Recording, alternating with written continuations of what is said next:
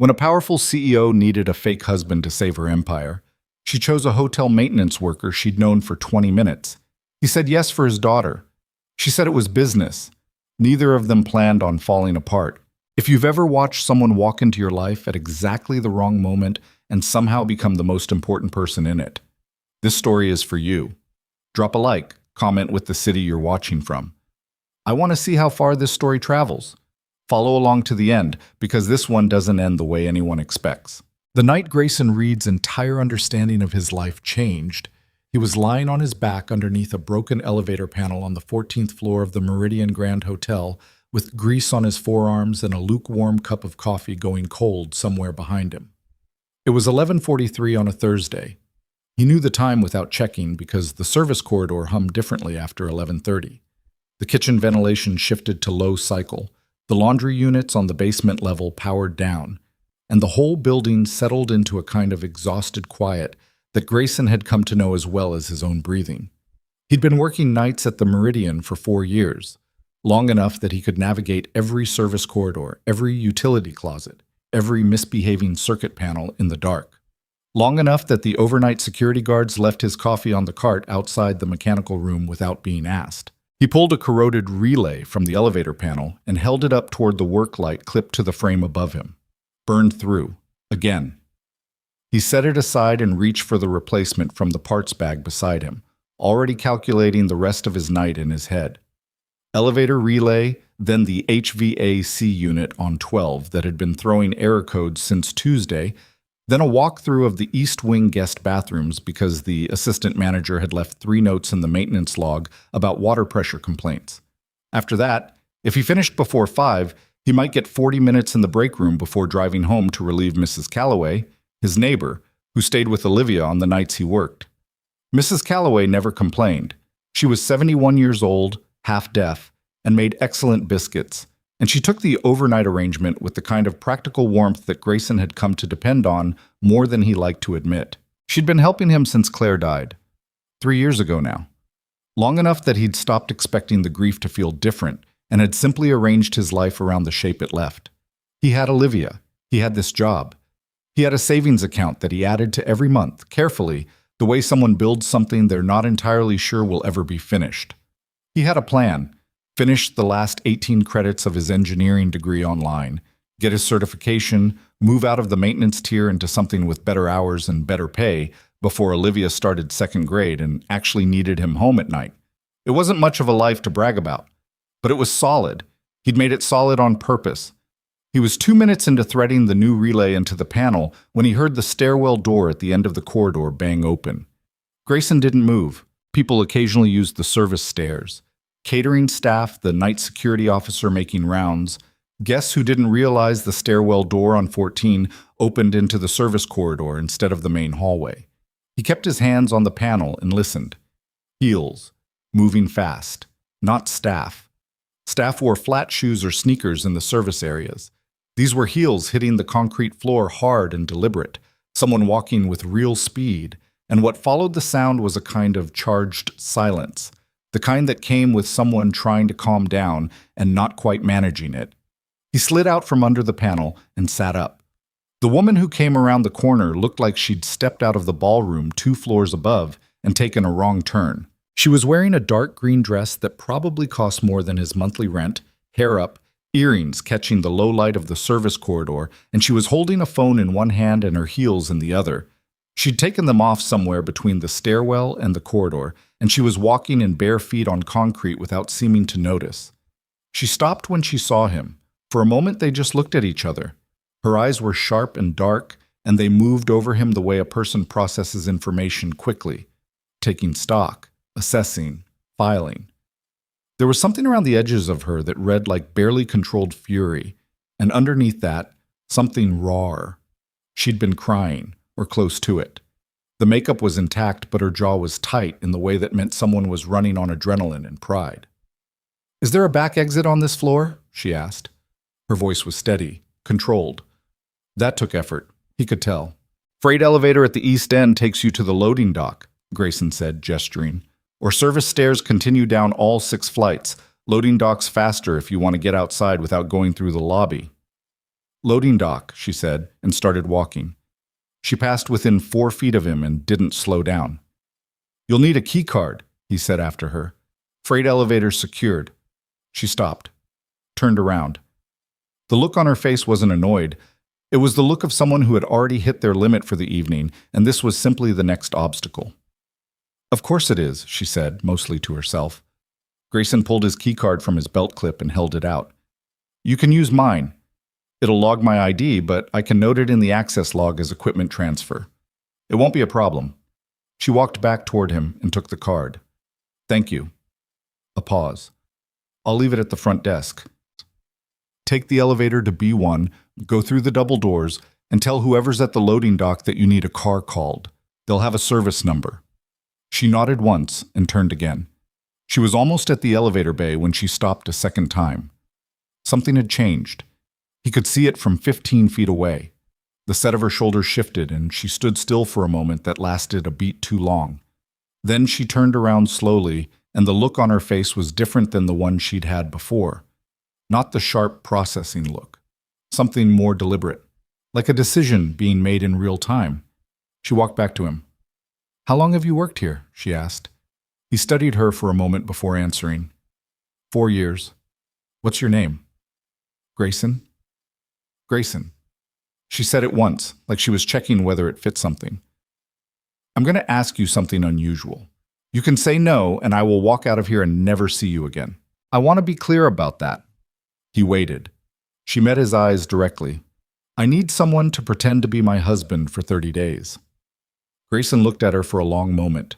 Then he looked down at the relay still in his right hand, the grease on his forearms, the scuff on his left boot that he'd been meaning to buff out for 2 weeks. I have a 6-year-old, he said. I know that's complicated, she said. I also know that's a strange response to what I just said, but I meant it about saying no. I'm not going to push. He set the relay down on the edge of his tool bag. I don't know your name. Scarlett Vaughn. The name landed. He recognized it. Most people in the city would have.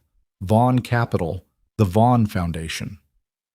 Scarlett Vaughn had been on the cover of a business magazine in the break room 2 months ago, something about youngest CEO in the company's history, the merger that was reshaping the financial sector.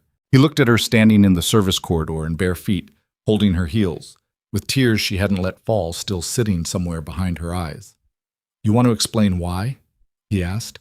My ex, she said, is trying to destroy my company. My family won't greenlight the merger unless they believe I'm emotionally stable and settled. I need to appear to be those things for 30 days. Then the vote happens, the merger closes, and you walk away with your life completely intact and a scholarship account funded for your daughter's education. She paused. I have leverage on both sides of this that makes it worth my while. I would not be asking a stranger in a hotel corridor if I had better options. He watched her. She didn't look away, didn't fidget. Whatever she was feeling under the surface itself was steady as stone. That's an insane thing to do, he said. Yes, she agreed. I know. He should have said no. He knew that even as he opened his mouth.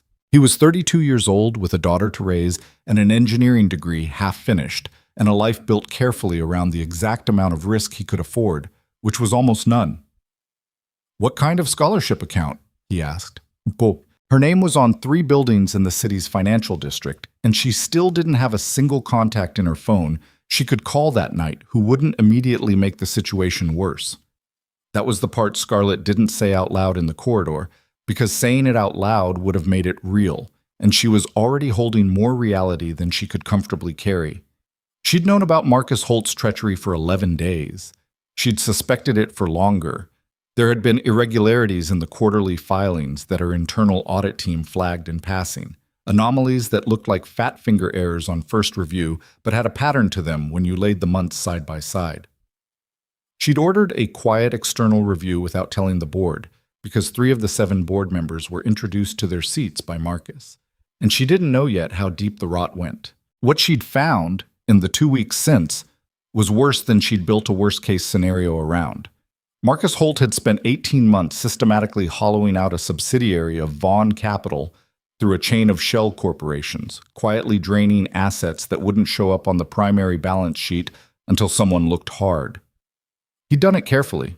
He'd done it with inside knowledge that came from the 3 years he and Scarlett had spent together, knowing exactly which corners of the operation were least scrutinized, which compliance officer was most trusting, which quarterly windows were noisiest. He'd used their relationship as a manual.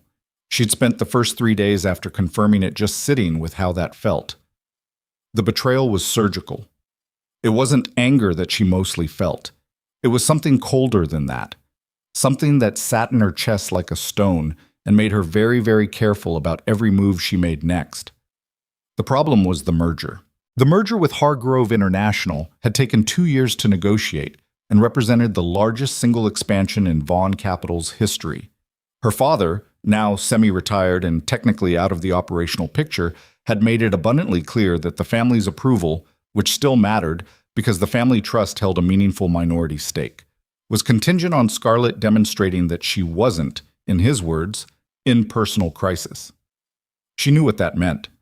Her father had been watching her relationship with Marcus end with quiet, controlled disapproval. He'd never liked Marcus. Scarlett had known this and chosen not to care, but the breakup had played out publicly in the social circles that mattered to the family. And there had been a dinner in February where her father had looked at her across the table and said, with the particular patience that meant he'd already made a decision, "A leader's personal life is a signal, Scarlett. People invest in stability." She'd wanted to throw her wine glass across the room. Instead, she'd said, "I understand," and driven home and sat in her empty penthouse for an hour before going back to work.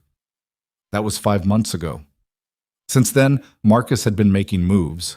She'd seen it happening from a distance, the quiet conversations with the Hargrove side at industry events, the way certain board members had started asking slightly different questions in meetings. He was building something. She'd been trying to stay ahead of it. Tonight had been a miscalculation. The gala was a Vaughn Foundation event, her territory, her guest list. She'd known Marcus would be there and had prepared for it, which meant she'd intended to be cordial and professional and give him absolutely nothing he could use. What she hadn't prepared for was what he said when he found her near the bar at 9:15, with 3 of the family's closest allies within earshot. He'd said, very quietly, with the smile she used to find charming, "I heard you're having trouble sleeping. The building manager mentioned you've had the lights on in your penthouse until 3, 4 in the morning most nights this week. You should take care of yourself, Scarlett. The board notices these things." The building manager. He had someone watching her building. She'd held it together for 45 more minutes. Smiled, circulated, said the right things to the right people.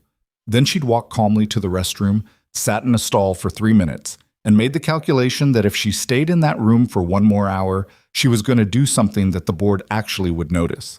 So she'd taken the service stairs, and she'd ended up in a corridor on the 14th floor with a maintenance worker who had steady eyes and grease on his arms and did not, for a single moment, look at her the way people in her world looked at her, like she was an asset to be evaluated.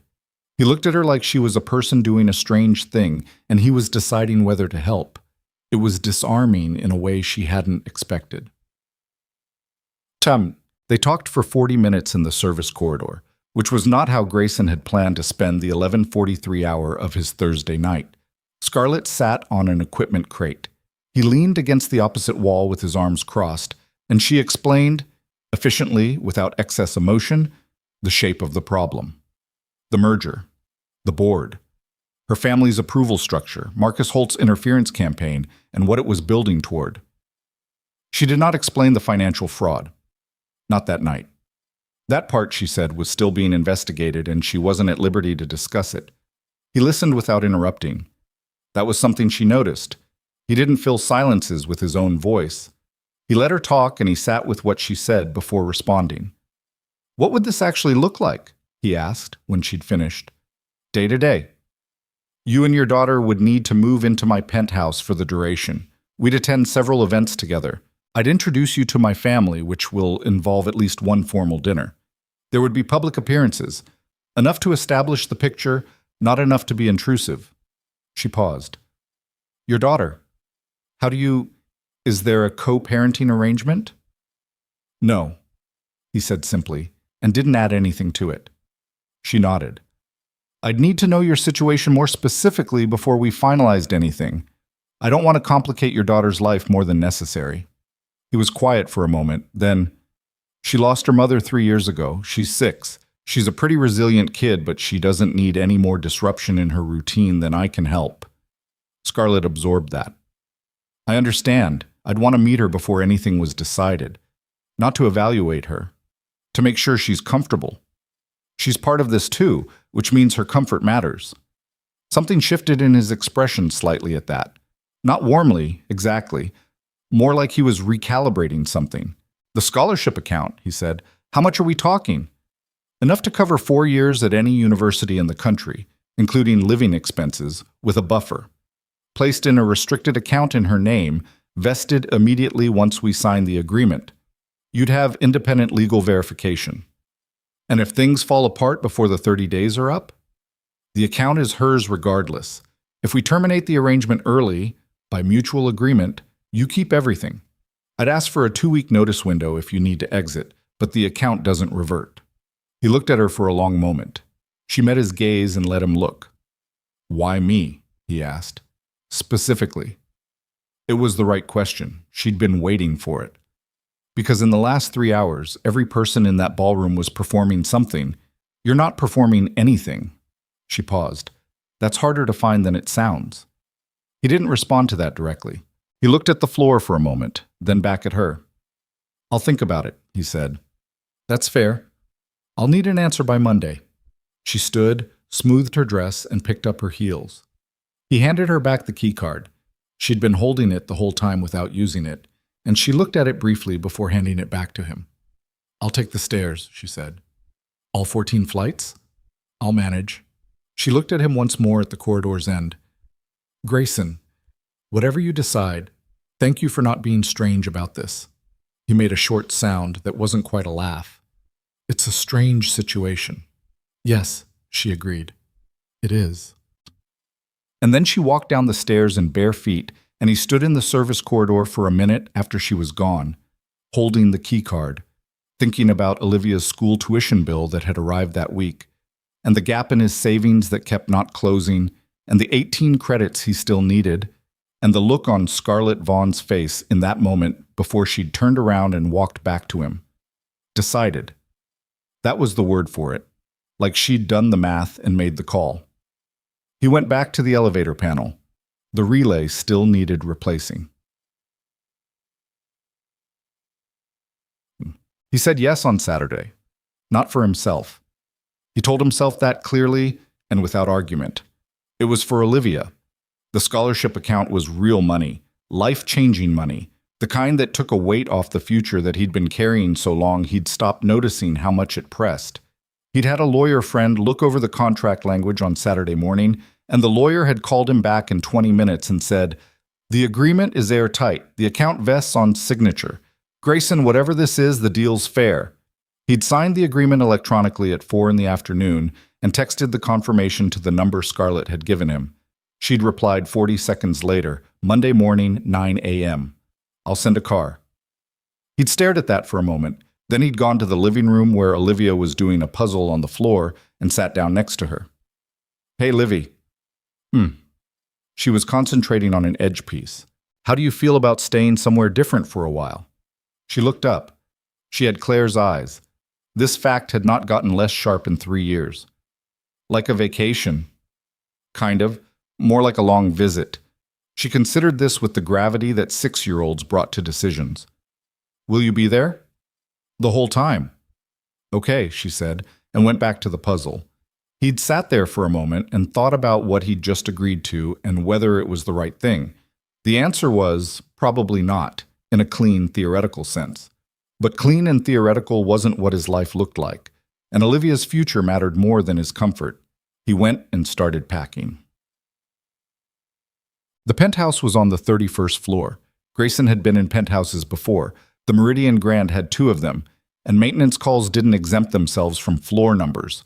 He'd replace light fixtures in rooms that cost $3,000 a night and fix plumbing under sinks that cost more than his truck.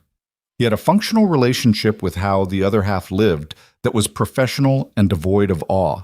But walking into Scarlett Vaughn's actual home on a Monday morning with a 6-year-old and 2 duffel bags was something different. Olivia went silent. This was notable. Olivia was not a quiet child. She had a running commentary on most experiences and strong opinions about most things she encountered. But she walked into the penthouse foyer and went completely still, looking up at the ceiling. Height windows that framed the city like a photograph, and said nothing. Scarlett was already there. She was on her phone when they came in, wrapped in a blazer over slacks, hair down, which was different from the gala version of her. She looked up when the door opened and ended the call without ceremony. She looked at Olivia. Olivia looked at her. "You have a lot of windows," Olivia said. "I know," Scarlett said. "It's excessive." Olivia nodded seriously.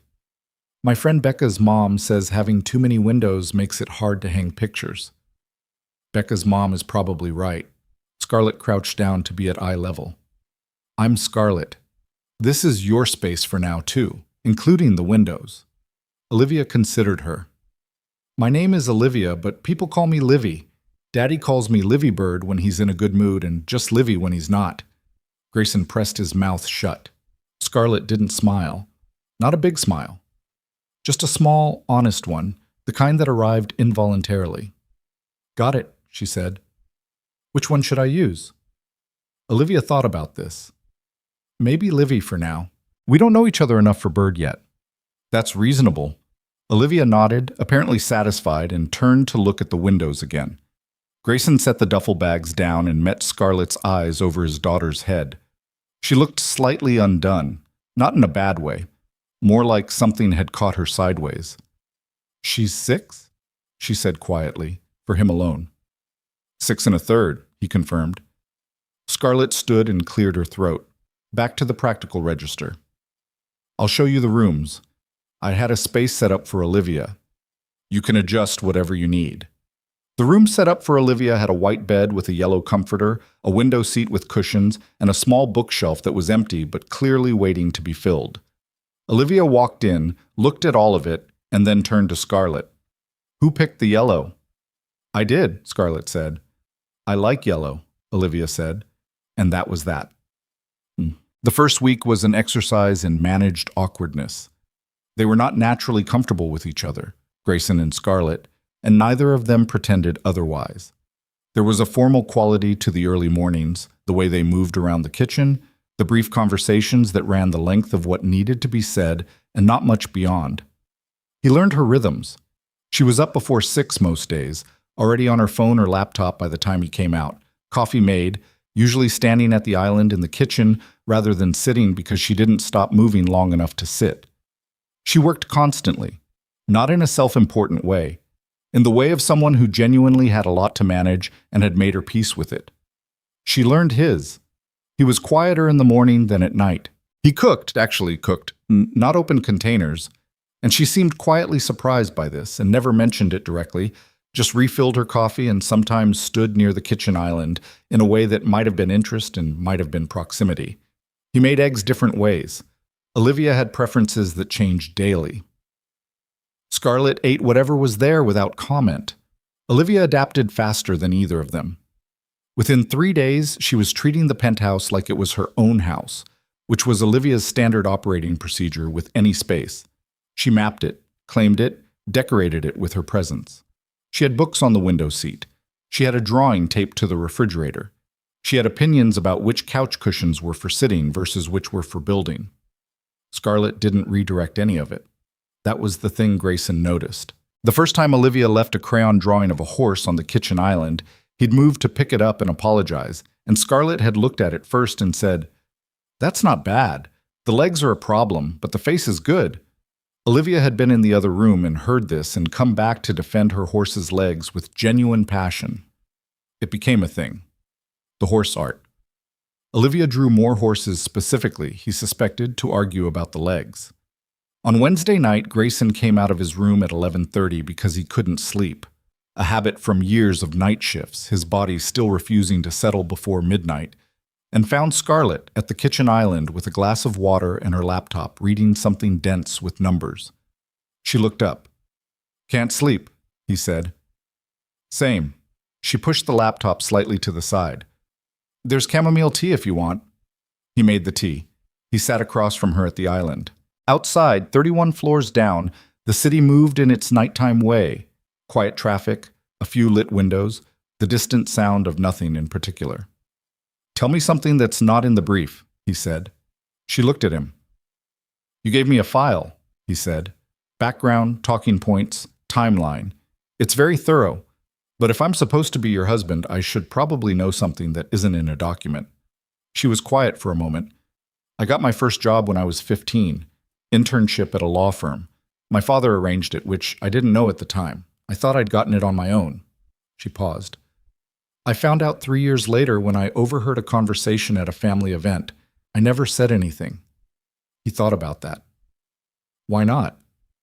Because by then I'd worked there for 3 summers and earned it several times over. But knowing it started as a favor, she stopped. It changed how I understood the space I occupied. I spent a long time after that trying to do things without the net. Is that why the company matters so much? She didn't answer immediately. She turned her water glass once. The company is mine.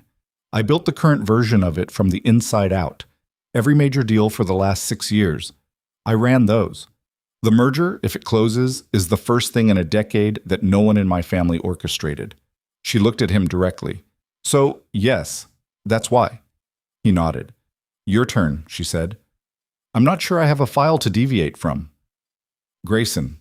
She waited. He looked at the tea for a moment. I was supposed to graduate at 28. Engineering degree. I had a job lined up before I finished. Claire got sick in my last semester. I took a leave. He paused. The leave became a year. The job offer expired. She died, and I had Olivia, and the degree was half done. And I took the first stable job that had benefits and flexible scheduling that I could actually manage. He looked up. The maintenance job isn't a failure. I want to be clear about that. It kept us afloat. I didn't think it was a failure. Most people do. Most people are working with a 2-second read of a person, she said. That's a them problem. He looked at her for a moment. She said it flatly, like a statement of fact, and didn't dress it up. What happened to the degree? She asked. I'm 18 credits away, taking online courses when I can, trying to finish by the time Olivia starts 2nd grade. Scarlett was quiet for a moment, then she opened her laptop back up. Not dismissively, more like she was filing something and didn't need to address it aloud. He finished his tea and went back to his room. He lay in bed thinking about the shape of the conversation for a while. The first public appearance was a charity dinner at the Whitmore Gallery. Scarlett's assistant had messengered over everything Grayson needed: suit, shirt, shoes in the right size, a printed card with names and relationships for the key people they'd encounter. He'd looked at the card and then at the suit and felt the specific discomfort of being dressed for a life that wasn't his. He wore it anyway. The dinner was the kind of room where the flower arrangements cost more than grocery budgets, and everyone seemed to be performing both wealth and connection simultaneously. Grayson had been in rooms like this at the hotel, fixing things in them or setting up equipment for them. Being in one as a guest was a different kind of strange. Scarlett moved through it like she was born to it, which she was. She introduced him with a calm that didn't betray anything. My husband, Grayson, and kept her hand on his arm at intervals that felt natural if you didn't know they were calculated. She was good at this. He tried to be good at it. The problem came with a man named David Hargrove, the son of the Hargrove International CEO, a tall, smoothly assembled man in his 40s who caught them by the bar and shook hands with Grayson, and then asked, with a smile that didn't reach his eyes, how long they'd been married. 8 months, Scarlett said. Funny, Hargrove said. My assistant couldn't find a record of the wedding. Still smiling. We kept it private, Scarlett said, without missing a beat. I'm not particularly interested in making personal events into press opportunities. Of course. His eyes moved to Grayson. And what do you do? The question was casual. The intention behind it was not. Grayson could feel it the way you feel weather changing, but the quality of the air. Finishing my engineering degree, Grayson said. Mechanical systems. I've been managing maintenance operations in the meantime. Maintenance, Hargrove said. Just the word. No inflection. The inflection was the absence of one. Keeps the city running, Grayson said pleasantly. Someone has to. Scarlett's hand tightened very slightly on his arm. Hargrove moved on. She didn't say anything until they were back at the table and out of earshot. Then, quietly, "You handled that well." He was being condescending. "Yes. Most people either get flustered or overcorrect. You just answered the question." He looked at her briefly. "Did it work?" "I think so." She reached for her water glass. "Don't look, but his assistant just took a photo of us." He didn't look. He leaned slightly toward her, the way a husband might at a dinner table. Not dramatic, just a small shift of proximity, and said something about the food that didn't matter, and she laughed. A real laugh. Small, but real. In someone's phone, it would look exactly like what it was meant to look like. Marcus Holt showed up at the merger's preliminary working session on Thursday. Scarlett had known he'd be there. He'd positioned himself as a consultant to the opposing interests, which was the clearest move on the board she'd expected him to make. What she hadn't expected was the particular efficiency of his entrance. He came in, shook hands with the Hargrove team, sat across from two of the board members who Scarlett had been watching carefully, and then caught her eye across the room and gave her a small, deliberate nod. "I see you. I'm still here. This is just starting." She kept her face neutral and went back to her notes. That night she came home later than usual and found Grayson at the kitchen island with his laptop open to what looked like coursework, and Olivia asleep in her room, and the apartment in the quiet state of an evening that had already been lived. "There's food," he said without looking up. "Pasta. I made enough." She set her bag down. "You didn't have to do that." "Livy wanted pasta and I made too much." "It's not a gesture, it's just math." She got a bowl and sat at the island and ate without talking. He was doing problem sets by the look of it. The notation was thermodynamics, which she recognized from a class she'd audited once. He was correcting something in pencil with the focused attention of a person who was good at this and knew it. "He was at the session today," she said. He didn't ask who. What did he do? "Nothing actionable, just a signal. He's placed himself where he can observe and influence from the edges without being directly in scope." She paused. "He's patient. That's always been the dangerous thing about him." Grayson set his pencil down. "What does your legal team say?" "That we're close. The external audit is 2 weeks from completion. If it confirms what the preliminary findings suggest, we have grounds for a federal referral." "And before 2 weeks?" "Before 2 weeks, I keep the merger on track and I don't give him a visible opening." She ate another bite. "Which means the arrangement needs to hold." He looked at her. "I'm not going anywhere." She studied him for a moment, not checking, more like she was verifying something she already suspected. "I know," she said. The second week had a different texture than the first. They'd found a rhythm. Not comfort, exactly. Something more like the early form of it, the shape that comfort takes before it's earned. Mornings were easier. He knew how she took her coffee. She knew not to talk to him until he'd had half a cup. Small things. But they mattered in the way that small things do when you're sharing space with someone. Olivia had taken to Scarlett in the uncomplicated way that small children sometimes attach to people. She'd decided Scarlett was good, and that was the end of the analysis. She requested stories at bedtime.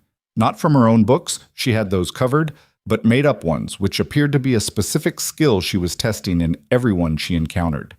Grayson had witnessed the first request from the hallway. Olivia, in bed, looking up at Scarlett, who had apparently been passing in the hallway when the call came. "Can you tell me a story? Not from a book. A made-up one." He'd expected Scarlett to deflect. She had calls. She had work. She was not, as far as he could tell, a person who'd spent much time around small children. Instead, she'd sat on the edge of the bed and said, "What kind?" "One with a girl who has a horse," Olivia said with intent. "A horse with legs worth arguing about?" Olivia grinned. He'd gone back to his room. The story apparently lasted 20 minutes. He could hear the murmur of Scarlett's voice through the wall. When she passed his door afterward, she paused for a moment in the hallway. He could see her shadow under the door, and then walked on. He didn't say anything about it. She didn't either, But the next morning, when Olivia came out for breakfast and announced that Scarlett had said the horse in the story had excellent legs, Grayson looked across the kitchen at Scarlett, and she was looking at her coffee with the very controlled expression of someone suppressing a smile. By the end of the second week, there were photos of them online. Someone at the gallery dinner had sold something to a gossip blog. Nothing specific, just the picture, Scarlett and her husband, the word husband, used like a question in the caption. A few society pages picked it up. Comments ranged from supportive to skeptical to the particular flavor of mean that the internet brought to women who had money and power and made choices outside approved parameters. Scarlett read none of it. This was a fact she stated plainly when he brought it up. I read the financial news, the merger documentation, and my direct emails, she said. Everything else is noise. Your ex is amplifying it. She looked up from the document she was reading. I know. Some of it's getting specific, the timing of the marriage, the fact that there's no record. Grayson, she said his name with the tone of someone closing a door. I'm aware. The legal team is monitoring it. If anything crosses into actionable defamation, they move. She paused. I do not spend energy on things I can't directly affect in a given moment. It's a discipline. I'd recommend it. He thought about pointing out that not everyone had the luxury of making that choice cleanly. He didn't. He went back to his coursework. 10 minutes later, she said without looking up, He had someone call my mother last week, said he was concerned about my state of mind. Grayson set his pencil down. My mother called me and asked if I was managing everything all right. She said it with a flat quality that was doing a lot of work. She means well. She's also constitutionally unable to resist Marcus's ability to seem like the reasonable, concerned party. What did you say to her? I said I was fine and invited her for dinner next week so she could see for herself. She looked up then. Which means you'll meet my mother. He absorbed this. How is that? She's perceptive and difficult and she'll have questions. A pause. She'll like you. That's almost worse. He looked at her for a moment. Why worse? Scarlett didn't answer immediately. She looked out the window at the city below and then back at her document. Because she'll ask me about it afterward, she said. He didn't push that. They worked in silence. Outside, the city ran its 24-hour operations without caring about either of them, which was, Grayson thought, actually a relief. He found the financial records by accident. It was Friday of the second week, and he shouldn't have been on Scarlett's laptop at all. She'd asked him to pull up a file she'd sent herself from the office, and the laptop was unlocked on the kitchen island while she was changing for an early dinner.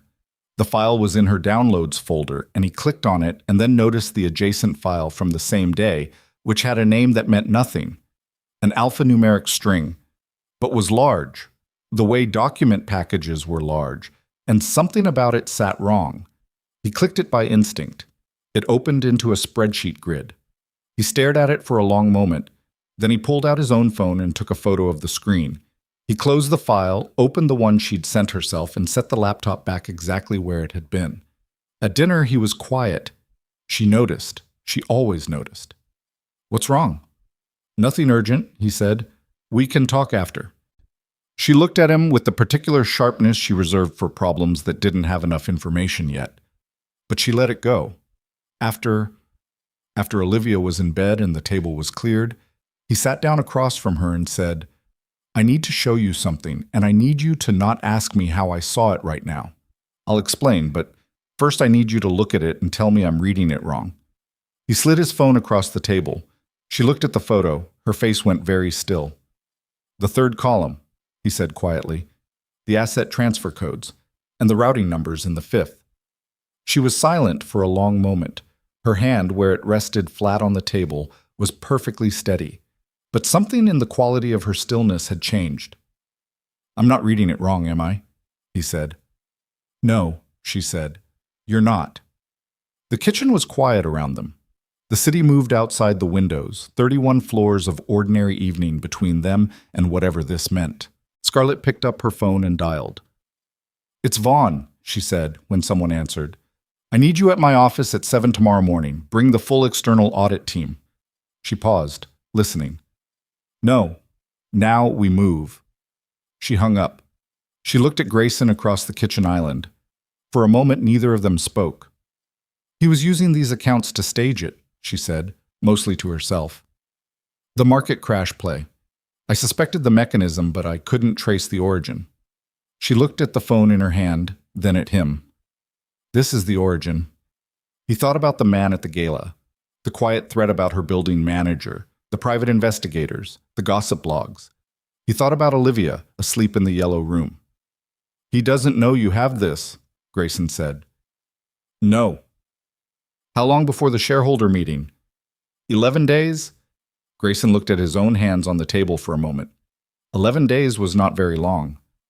Okay, he said. What do you need? She looked at him. Something in her expression shifted, not softened exactly. More like the calculation behind her eyes included something new. I need you to stay, she said. Just through this. He looked back at her.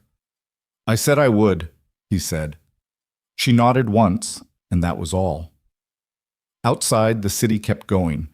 Grayson sat across from a woman he'd known for 2 weeks and felt the particular, specific weight of a situation that had become something different than the one he'd agreed to. He didn't say so. He made 2 cups of tea. She went back to her documents. He stayed at the table until midnight, going over his coursework and not quite finishing it, and neither of them mentioned the fact that neither of them went to bed. The 7 a.m. meeting lasted 4 hours.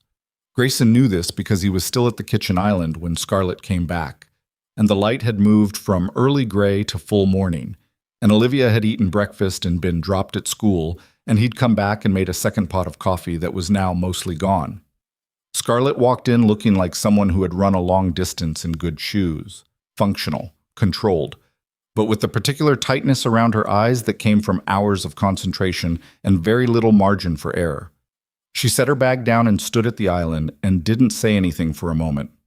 How bad? Grayson asked. Worse than I thought and better than it could be. She poured what was left of the coffee. The external audit team confirmed the routing structure. 17 months of layered transfers through 4 shell corporations. The total exposure is significant, not catastrophic for the company, but enough that if it went public without context, it would crater the merger and give the board grounds to question my oversight. Does Marcus know you found it? No, and we need to keep it that way for as long as possible. She sat down. My legal team is in contact with federal investigators. They've seen this structure before. It matches a pattern from a case 2 years ago. Different company, same mechanism. That case ended in charges. She looked at her coffee. They want us to hold the information and let them build the case from their end. They don't want him spooked into moving assets before they can freeze them. Grayson turned his cup slowly on the table. How long do they need? They think they can have enough in place before the shareholder meeting. If they can execute simultaneously, freeze the accounts, and file at the same time the meeting is happening, it limits his ability to respond in real time. And if he figures out something's moving? Her jaw tightened. Then we improvise. He looked at her for a long moment. She was holding it together. She was always holding it together. That was the thing about Scarlett Vaughn. The architecture of her was built around holding things together. But he'd been watching her for 2 weeks now, and he'd started to recognize the places where the structure was working harder than it looked. You need to eat something, he said. I'm fine. Scarlett. She looked up. There's eggs, he said. Sit there for 10 minutes. She sat. He made eggs. She ate them without comment, which he'd come to understand was its own form of acknowledgement. The merger documents were still open on her laptop at the end of the island. The city moved outside the windows. Somewhere across town, Olivia was in her first-grade classroom doing whatever first grade did on a Friday morning, insulated from all of this by the clean, complete bubble of being 6 years old. Grayson washed the pan and thought about the photo on his phone, the spreadsheet grid, the routing numbers. He thought about the man who had built that structure, who had used 3 years inside Scarlett's professional life as a blueprint for how to hollow it out, who had stood at a gala and smiled and made quiet references to her building manager, her sleep schedule, her mental state, who was patient, as she'd said, who played long. He thought about Olivia asleep in the yellow room. He rinsed the pan and set it on the rack and didn't say any of that out loud. The weekend came and went with a different quality than the one before it. The information they were carrying changed the atmosphere of the apartment in ways that were difficult to name.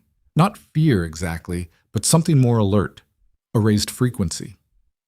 Olivia felt it without understanding it, the way children did. She was slightly clingier with Grayson on Saturday morning, following him from the kitchen to the living room and back, asking questions about nothing in particular with the persistence of a child who wanted proximity without being able to say so. He sat on the floor with her and did the puzzle she'd been working on for 2 days, and she settled. Scarlett watched them from the couch where she was working, her laptop open across her knees. She didn't say anything, but at some point she stopped typing. He noticed. He didn't make anything of it. On Sunday afternoon, Scarlett's mother came for dinner. Eleanor Vaughn was 63 and looked like a sharper, cooler version of her daughter. Same dark eyes, same quality of processing the room the moment she walked into it. She came in with a bottle of wine she set on the counter without asking, and hugged Scarlett in the brief, functional way of two people who loved each other and had a complicated operating history around it. Then she looked at Grayson. "So you're the one," she said. "Apparently," he said. She looked at him the way Scarlett had looked at him in the hotel corridor, taking stock, assessing. Only Eleanor Vaughn did it less subtly. "My daughter doesn't bring people home," she said. "In 30 years, I can count on one hand the number of times I've seen her make space for someone." "Mom," Scarlett's voice was flat. "I'm just observing." Eleanor moved to the counter and picked up the wine. "Where do you keep your corkscrew?" "Second drawer."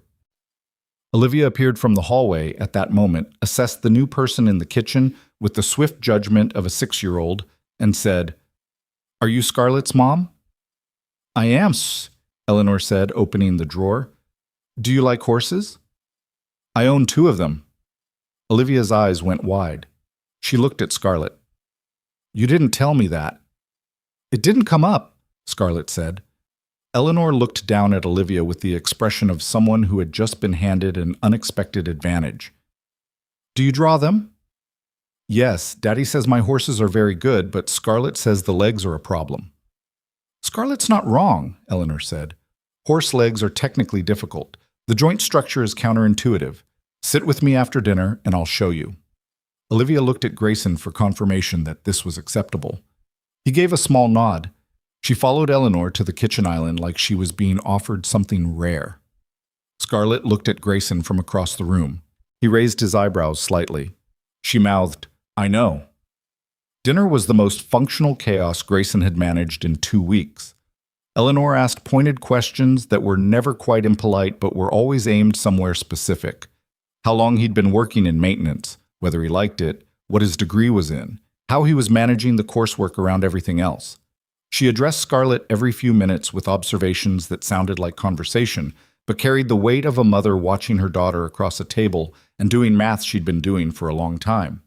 Olivia ate most of her pasta and told Eleanor about the horse story Scarlett had invented and described the plot in such detail that Eleanor, for the first time all evening, looked at Scarlett with an expression that was unguarded and warm. Scarlett looked at her plate. After dinner, Eleanor sat with Olivia at the coffee table and made good on her promise, sketching horse legs with a precision that made Olivia go quiet with concentration. Grayson cleaned up the kitchen. Scarlett stood at the window with her wine. He came to stand near her after a while. "She likes you," Scarlett said quietly, not looking at him. "Your mother or your daughter?" A pause. "Both." Outside, the city was doing its evening thing. Lit windows, moving lights, the low breathing of it all. "Marcus called her again," Scarlett said, even quieter. "Last Thursday. She mentioned it at dinner. She thought she was being subtle." She took a sip of her wine. "He told her he was worried I was putting the company above everything and that I seemed isolated." "What did she say to him?" "She told him she'd see for herself." A beat. "I don't know if tonight helped or made her ask more questions." "It helped," he said. She looked at him. "She came here ready to worry," he said. "She's leaving with less to worry about. You can't control what she thinks, but you can watch what she looked like when Olivia talked about the story." Scarlett was quiet for a moment. "You're observant. 4 years of overnight maintenance. You get good at reading rooms." She almost smiled. Not quite, but close enough. Eleanor left at 9, pausing at the door to squeeze Scarlett's arm and say, very briefly, "He's good," in a low voice that was not actually low enough. Then she looked at Grayson directly and said, "The pasta was better than anything she's made since she was 12, and walked out. The door closed. Olivia, from the couch. "I like her." "She liked you too," Grayson said. "She's going to email me horse diagrams." "Of course she is." He looked at Scarlett. Scarlett was looking at the closed door with an expression he hadn't seen on her before. Something quieter than her usual register, like she'd put something down that she'd been carrying for a while. "You okay?" he asked. "Yes." She turned. "I'm going to do another 2 hours of work. Thank you for tonight." He nodded.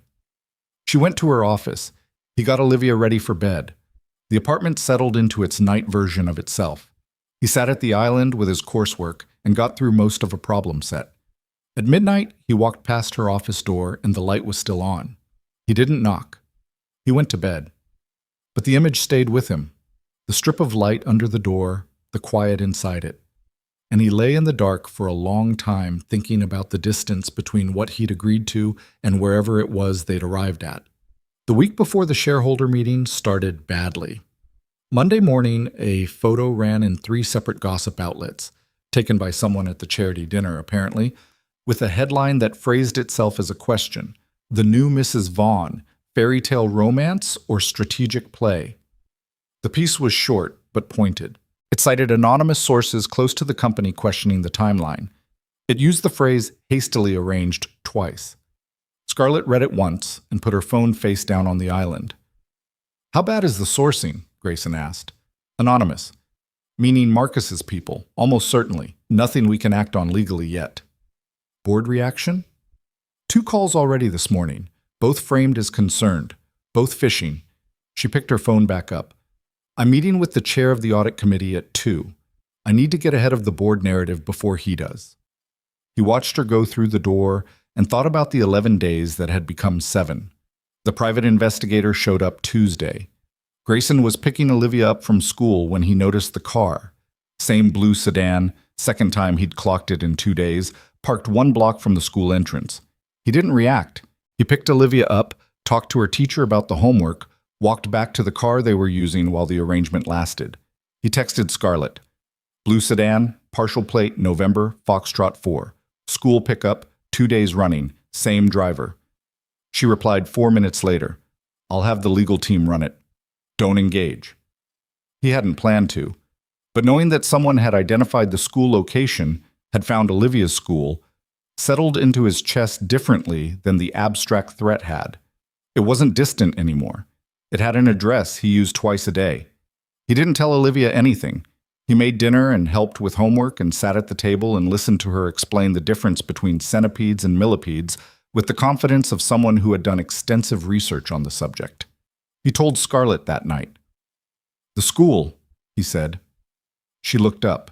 She'd been reading something on her laptop, and the look on her face when she registered what he meant, not fear, but something close to it moving under the surface, was one he hadn't seen before. "He found the school," she said. Not a question. The car was there both days. Same plates, same driver. She closed the laptop. "I'm putting security on you both tomorrow. I should have done it last week." She pressed her mouth flat. "That's on me." "It's not." "It is." Her voice was even, but there was an edge running under it. "He's using Olivia to send me a message. That's not acceptable." She stood up. "I'll make some calls." "Scarlett?" He waited until she looked at him. "You didn't cause this." He did. She stood there for a moment with her phone in her hand, and he could see her working through something internally, working through the part where she took responsibility for things that weren't hers, which was, he'd noticed, a habit that ran deep. "I know," she said, but the tightness around her eyes didn't go away. The security detail was quiet and unobtrusive. One person assigned to school pickup, another in rotation around the building. Olivia thought the man who started appearing near the school entrance was a parent she hadn't noticed before, and nobody corrected her. Wednesday, the gossip press ran another piece. This one had photos: the charity dinner shot, a street photo from earlier in the week, and a photograph Grayson did not recognize at first until he looked more closely and realized it was the hotel service corridor where he and Scarlett had first spoken. Someone had gotten into the building's security footage. It was grainy, distant, but you could see the two of them in it, her in the gala dress, him in his work clothes, talking. The headline called it "The Night She Found Her Man." He didn't know whether to laugh or not. Scarlett read it over coffee with the expression of someone doing long division. "It's not harmful," she said finally. "Contextually, it actually supports the story rather than undermining it." "Does it bother you?" She looked at the photo. "The security breach bothers me. The narrative it's producing. Less so." She put the phone down. "He's trying to find the thread that unravels the story. So far, he's handed us material that makes it more credible." "He's getting frustrated," Grayson said. "Yes." She finished her coffee. "Frustrated people make mistakes." That afternoon, her assistant forwarded a legal letter. Marcus Holt, through his attorneys, was formally requesting a board review of Scarlett's personal and financial disclosures, citing recent developments and the obligation of leadership to demonstrate transparency with stakeholders. It was a procedural move, the kind that didn't have teeth on its own, but was designed to create noise, to get the board asking questions in the days before the vote. Grayson read it over her shoulder when she pulled it up. "Can he do that?" he asked. "He can request it. The board chair decides whether to action it." She forwarded it to her legal team with a response already drafted. "I've anticipated this move for 2 weeks. My disclosures are clean." She paused. The timing is designed to make the board nervous about the merger optics. If they see leadership instability and a formal review request in the same week, some of them will want to delay the vote. And if the vote gets delayed, then the Hargrove team gets a reason to revisit their terms. The deal doesn't die, but it gets harder. She tapped the table with one finger. "Which is what he wants. He doesn't need to destroy the company outright. He just needs to damage it enough to buy it cheap when it's in trouble." Grayson thought about the spreadsheet, the 17 months, the patience of it. "He planned this before you broke up," he said. "Yes." Her voice was very flat. "He was already building the mechanism while we were together. The breakup was incidental. He would have executed this either way." He let that sit for a moment. It was the kind of thing that could rearrange how you understood a relationship, and by extension, how you understood your own judgment in it. "I'm sorry," he said. She looked at him. "Not because it's your fault," he said. "Just, that's a hard thing to know." She was quiet. The look on her face was the closed door look she used when something was close enough to feel, but she wasn't ready to address it directly. "I don't spend a lot of time on the retrospective," she said. "I know."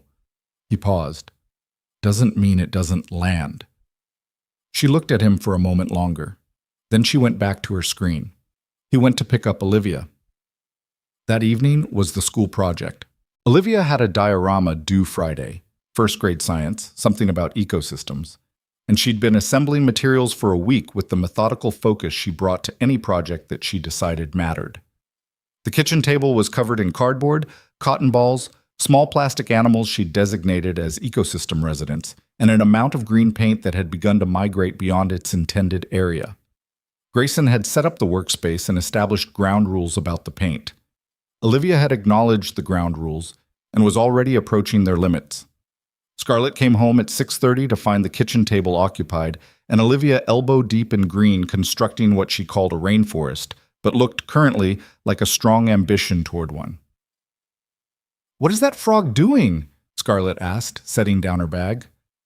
"He lives by the pond," Olivia said, "but I can't make the pond look right." "What are you using for water?" "Blue paint, but it looks like a blue circle." Scarlett came and looked at it. She picked up a small piece of plastic wrap from the roll Grayson had left out for the cotton cloud portion and said, "Try this over the blue. It'll look more like a surface." Olivia tried it. "Oh," she said. "That's good." Scarlett sat down at the table. Grayson watched from the kitchen, making pasta and not making anything of it. And for the next 40 minutes, Scarlett helped Olivia build a rainforest floor section out of materials that had not been originally designated for rainforest floors. At some point, Scarlett had paint on her sleeve. She didn't notice, or noticed and didn't care. Olivia gave her a running commentary on every animal's name, habitat, and personal history. The frog was called Dennis. The plastic jaguar was having a complicated relationship with its territory because another jaguar Olivia had introduced last week was encroaching. That's actually accurate jaguar behavior, Scarlett said. I know, Olivia said. I looked it up. Grayson served the pasta. Olivia ate with paint on her hands despite the instruction to wash them first. Scarlett had switched from wine to water halfway through the afternoon and now sat at the dinner table with the slightly unfocused look of someone who had been doing hard things all day and had landed somewhere unexpected. She looked at the diorama. She looked at Olivia, who was explaining Dennis the frog's social difficulties. She looked at Grayson. He looked back. Something passed between them that didn't have a clean name yet. It wasn't a moment. It was more ordinary than that, and heavier. The kind of weight that accumulates in a kitchen over dinners and late nights, and someone else's child saying your name with the ease of someone who has simply decided you belong. Grayson looked away first. He got up and cleared the plates. That Thursday, 2 things happened. The first, the federal investigators confirmed that they had enough to move. They would execute on the day of the shareholder meeting, accounts frozen, documentation filed, coordinated with Scarlett's legal team to introduce the evidence before the board vote. The timing was tight. Everything needed to hold for 5 more days. The second, Marcus called Grayson directly. He'd gotten the number somehow, which shouldn't have surprised anyone given the PIs, but still landed with a particular coldness when the unknown number turned out to be a voice Grayson didn't recognize until the man introduced himself. "This is Marcus Holt," he said.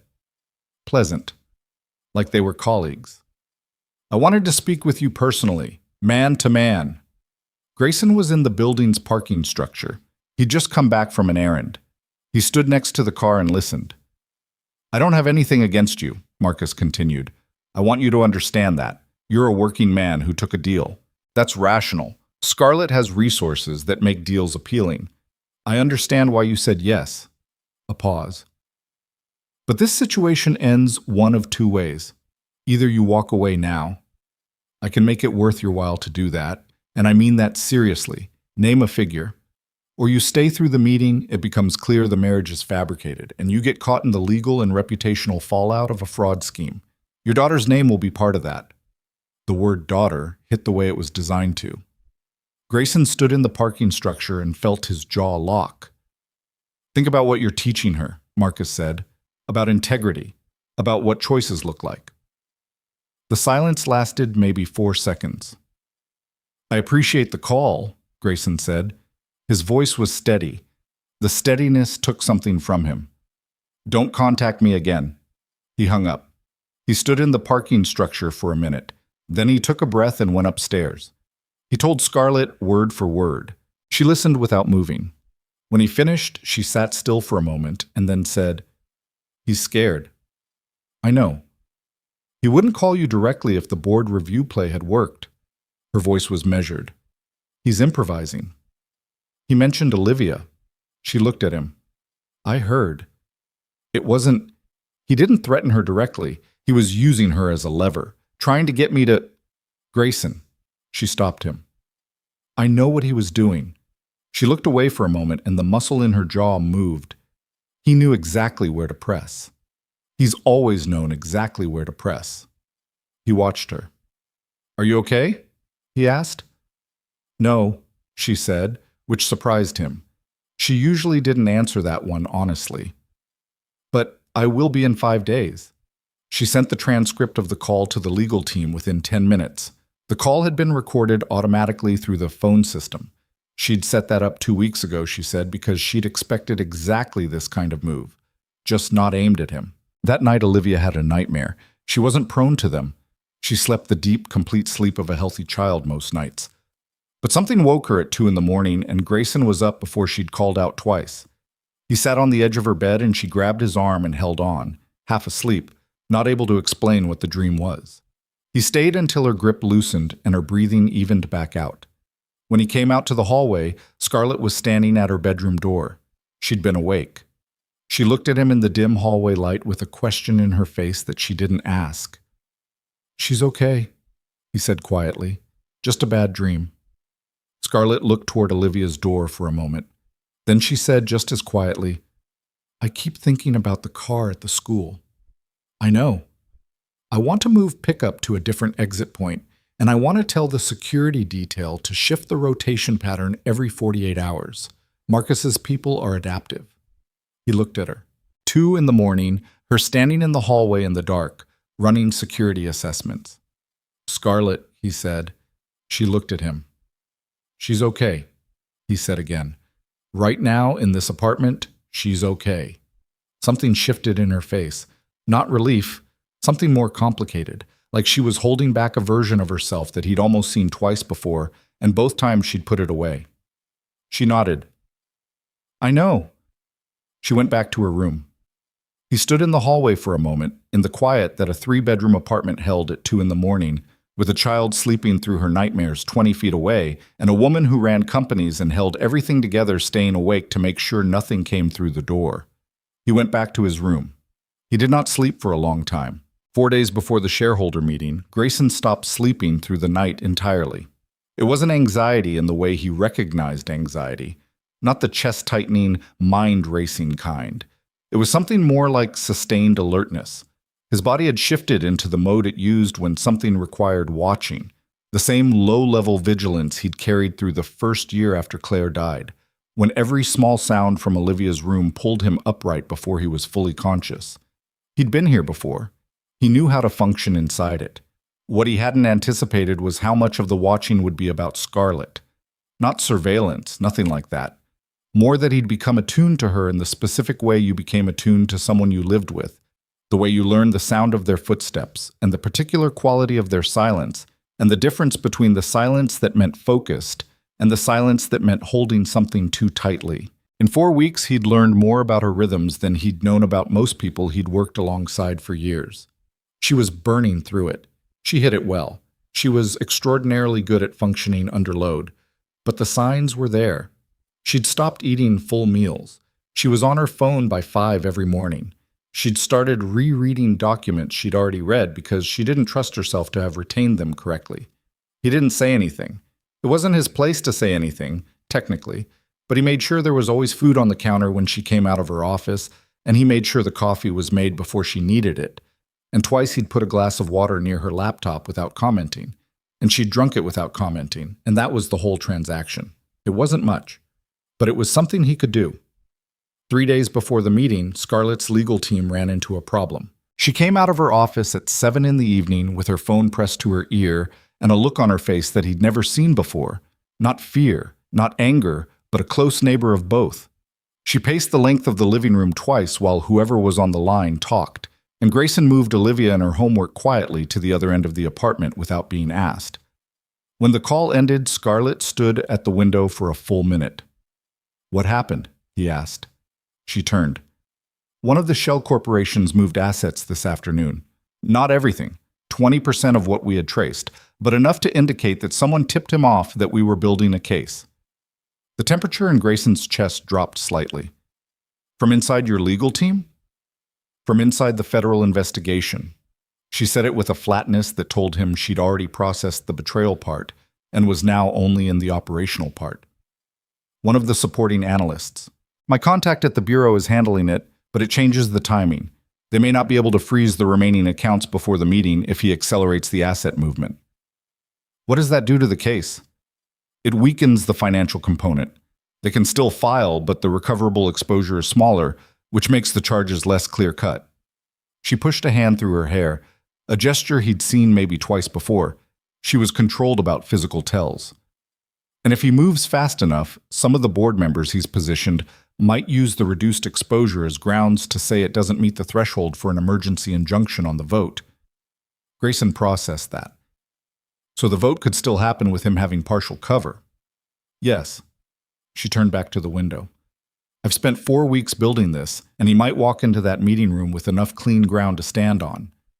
He looked at her back, at the tension in her shoulders, at the way she was staring at the city, the way someone stared at a problem they couldn't quite get their hands around. What do you still have? He asked. She turned. Not what you've lost, he said. What do you still have? She stood there for a moment. Then something shifted. Not dramatically, just a recalibration. She went to her laptop and pulled up the audit files and walked him through it methodically. He wasn't a financial analyst, but he understood systems, mechanical systems, operational structures. And the logic of how money moved through a shell corporation wasn't so different from how pressure moved through a faulty valve. There was a source and a route and a destination, and the question was where the pressure was highest. He asked questions. She answered them. Sometime in the middle of it, she sat down, which was notable because she'd been standing for most of the evening. He moved the 20% that was easiest to liquidate, Grayson said, looking at the document spread across the screen, which means the remaining 80 is harder to move quickly. Yes. So the advantage he gets from the tip isn't as large as it looks. He scared himself into moving, and now his cleanest assets are in motion, and everything that's left is harder to transfer without triggering additional flags. She was quiet for a moment, looking at the same documents with slightly different eyes. The remaining structures, she said slowly. 3 of them are dormant subsidiaries with registered directors in 2 different jurisdictions. Moving assets through them quickly would require both directors to sign off. That takes at least 72 hours under their operating agreements. She pulled up a secondary document. The meeting is in 3 days. Can the investigators flag the registered directors? If we alert them tonight. She was already picking up her phone. My contact is going to have an interesting midnight. She made the call. Grayson went and checked on Olivia, who had given up on homework and fallen asleep on the reading window seat with a book open on her chest. He carried her to bed, put the book on the nightstand, stood there for a moment in the dark while her breathing stayed slow and even. Whatever was happening in the living room, the investigators, the shell corporations, the 3 days remaining, didn't live in this room. He'd made sure of that. It was the one thing he'd been rigid about since the blue sedan appeared outside the school. Whatever pressure came from Marcus Holt's direction stopped at the door of wherever Olivia was. She didn't know. She just knew she had a new room with a yellow comforter and a woman who argued about horse legs and let her name a plastic frog Dennis. That was all she needed to know. He closed her door quietly. When he came back out, Scarlett was standing at the kitchen island with her phone face down and 2 cups of tea she'd made while he was down the hallway. She pushed one toward him. He sat down. She sat across from him. My contact thinks we can still make it work, she said. The director flag is the key. If we can prevent the asset transfers through the dormant subsidiaries, the remaining exposure is substantial enough for the full charge package. She wrapped both hands around her cup. He also told me something I didn't know. He waited. The analyst who tipped Marcus. It was someone Marcus placed in a junior position 8 months ago. My contact had flagged him as a risk last month, but didn't pull him from the case fast enough. She looked at her tea. Marcus planned for the possibility of an investigation.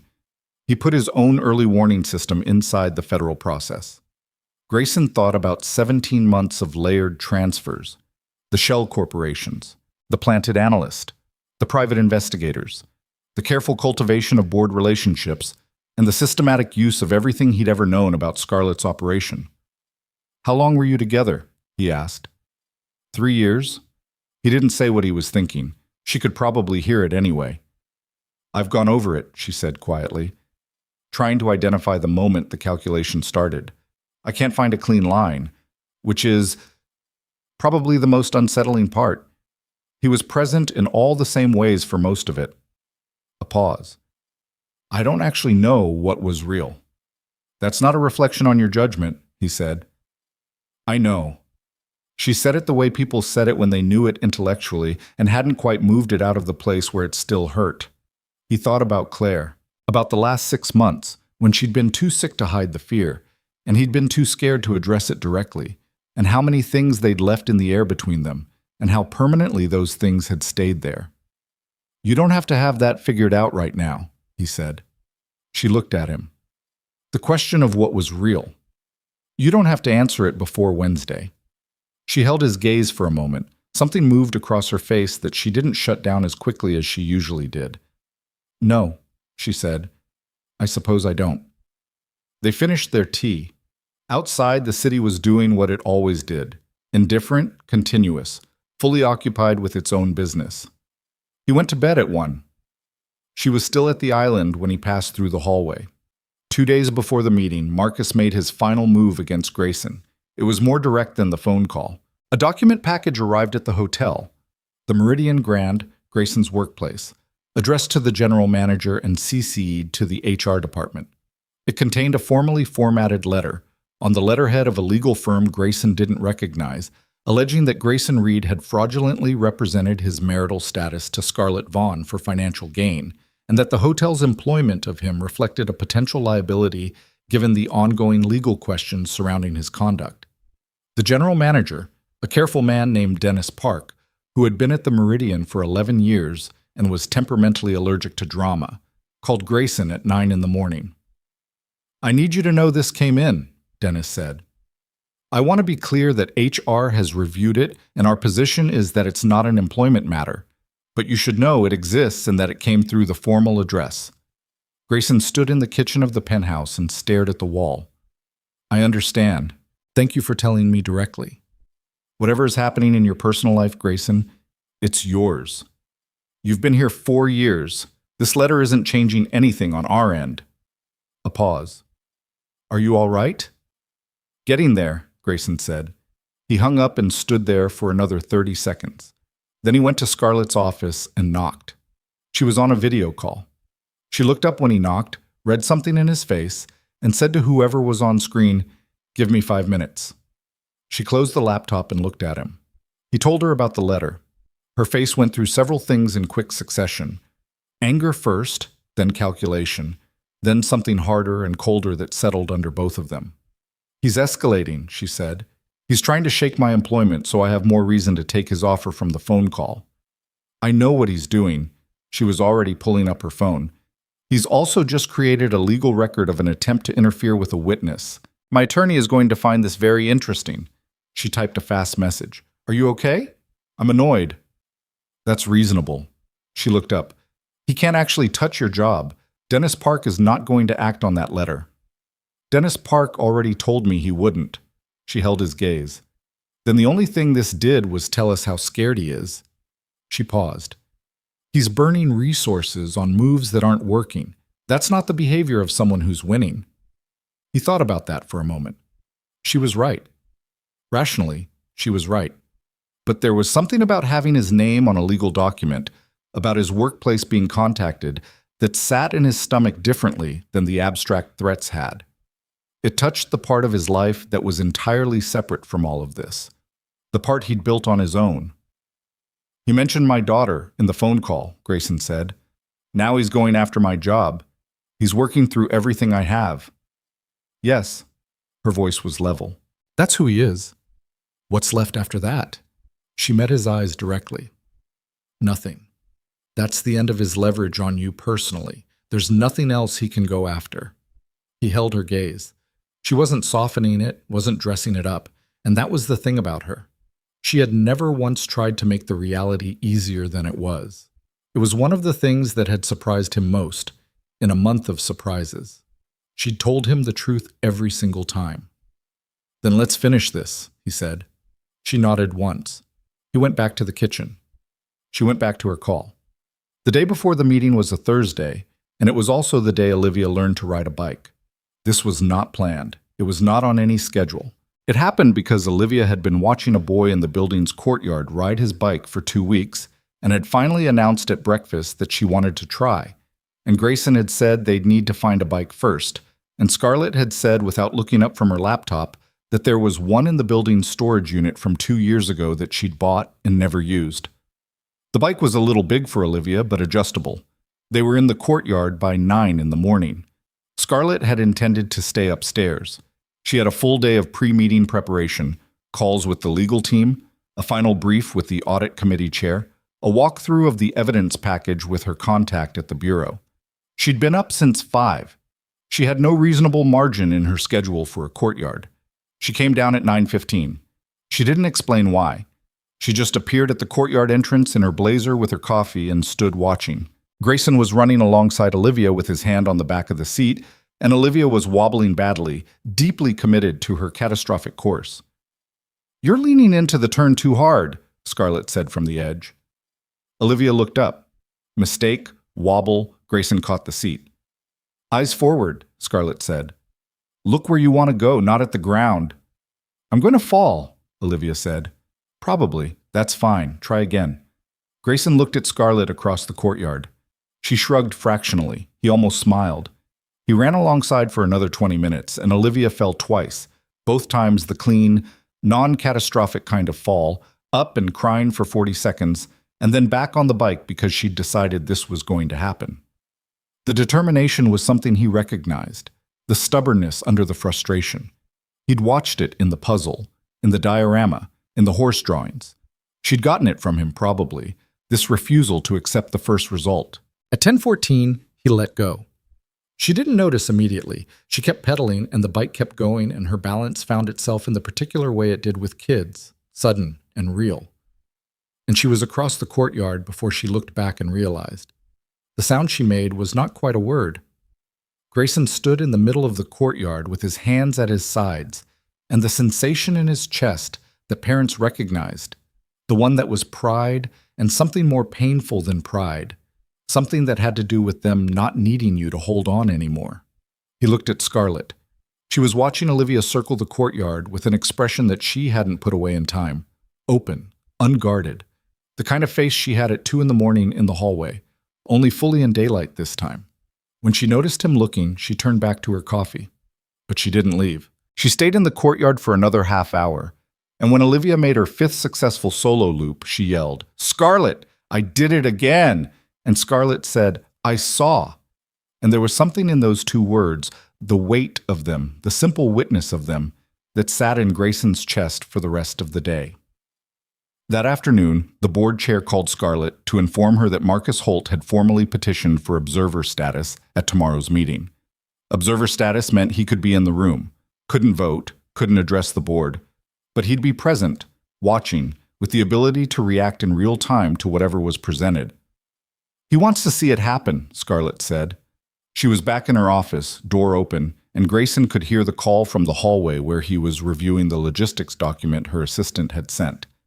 He thinks he's going to watch me fail. Or he thinks his presence will pressure some of the board members, Grayson said from the doorway. She covered the phone briefly. Both, probably. Back to the call. Is the chair going to approve it? She listened. On what grounds? More listening. Her jaw tightened. Fine. Thank you for the notification. She hung up. He's in the room tomorrow, she said. Grayson stepped inside the doorway. Change anything? It changes nothing strategically. The investigators move at 9:30. The evidence package goes to the full board at 9:45. The vote is scheduled for 10:30. She looked at the ceiling briefly. What it changes is the experience of being in that room. He looked at her. What do you need? She was quiet for a moment. It was the kind of question she usually deflected. She was constitutionally wired toward self-sufficiency, toward handling things herself and presenting the result rather than the process. I need tomorrow to work, she said. It came out more honestly than she'd probably intended. It's going to work, he said. She looked at him. Not because everything went right, he said, because you planned for everything going wrong and you still have what you need. You've had it since we found those files. He paused. He made moves and none of them landed where he needed them to. You're still standing. She held his gaze for a long moment. There was something in her face he recognized now. The look that appeared when she was weighing whether to let something through that she'd been holding at arm's length. She didn't let it through. She turned back to her screen. I'll need to leave by 7:30 tomorrow, she said. I'll have coffee ready at 6. He went back to the hallway. That evening, the 3 of them ate dinner together at the kitchen table. Pasta again, because Olivia had voted for pasta, and the vote was not seriously challenged. And the conversation was almost entirely about Olivia's day. She had strong opinions about the boy whose bike she'd been watching and whether he was as impressed with her solo riding as he should have been. She had a theory about why her teacher assigned the amount of homework she did. She had an update on the jaguar situation in the rainforest diorama, which had been resolved through territorial negotiation that Olivia described in terms that were entirely too sophisticated for a first grader, and which Grayson suspected had been informed by a nature documentary. Scarlett asked questions. Real questions. follow-up questions, the kind that meant she'd been listening. Olivia answered them with the pleasure of being taken seriously. Grayson ate his pasta and watched the two of them across the table and let himself, just for this hour, not think about tomorrow. After Olivia was in bed, Scarlett stood at the window for a long time. He was at the island with the meeting logistics on his phone, going through the timing one more time. The investigators at 9:30, the evidence package at 9:45, the shareholder vote at 10:30, the whole architecture of the morning, built over 4 weeks, resting on the next 16 hours.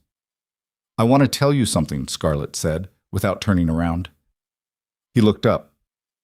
"When I walked into this arrangement, I was not thinking about anything beyond the merger. I want to be honest about that." She turned then. Her arms were crossed, not defensively, more like she was holding herself still while she said it.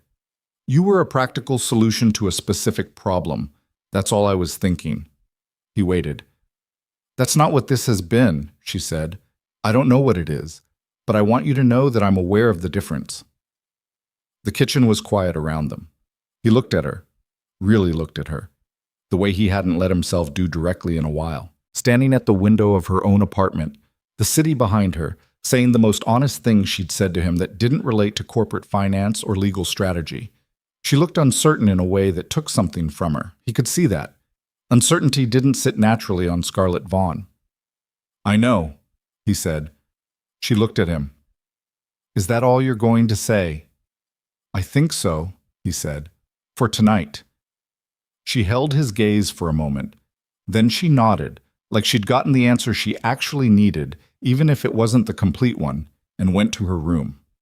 He sat at the island for another hour. The city outside was fully dark now, the lights of it reflected up off the streets in the particular way they did after midnight, and he thought about a hotel service corridor and a woman in bare feet and a strange question and every piece of the 30 days that had brought him here, to this kitchen, to this window, to this specific shape of a life that was not at all the one he'd walked in expecting.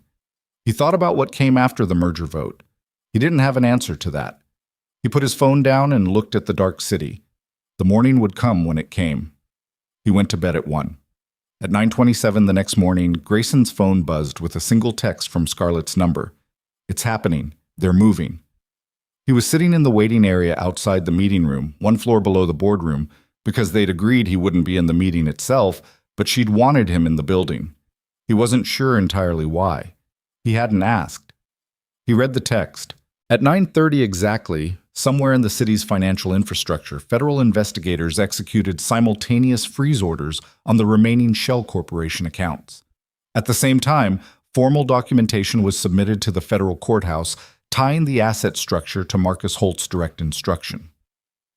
Grayson didn't know any of this in real time. He sat in the waiting area outside the meeting room and looked at his phone and then put it face down on the table beside him. He thought about the relay he'd been replacing when she walked into the corridor, burned through, the worn contact, the failed connection. At 9:48, he heard raised voices through the floor above him. Not Scarlett's voice.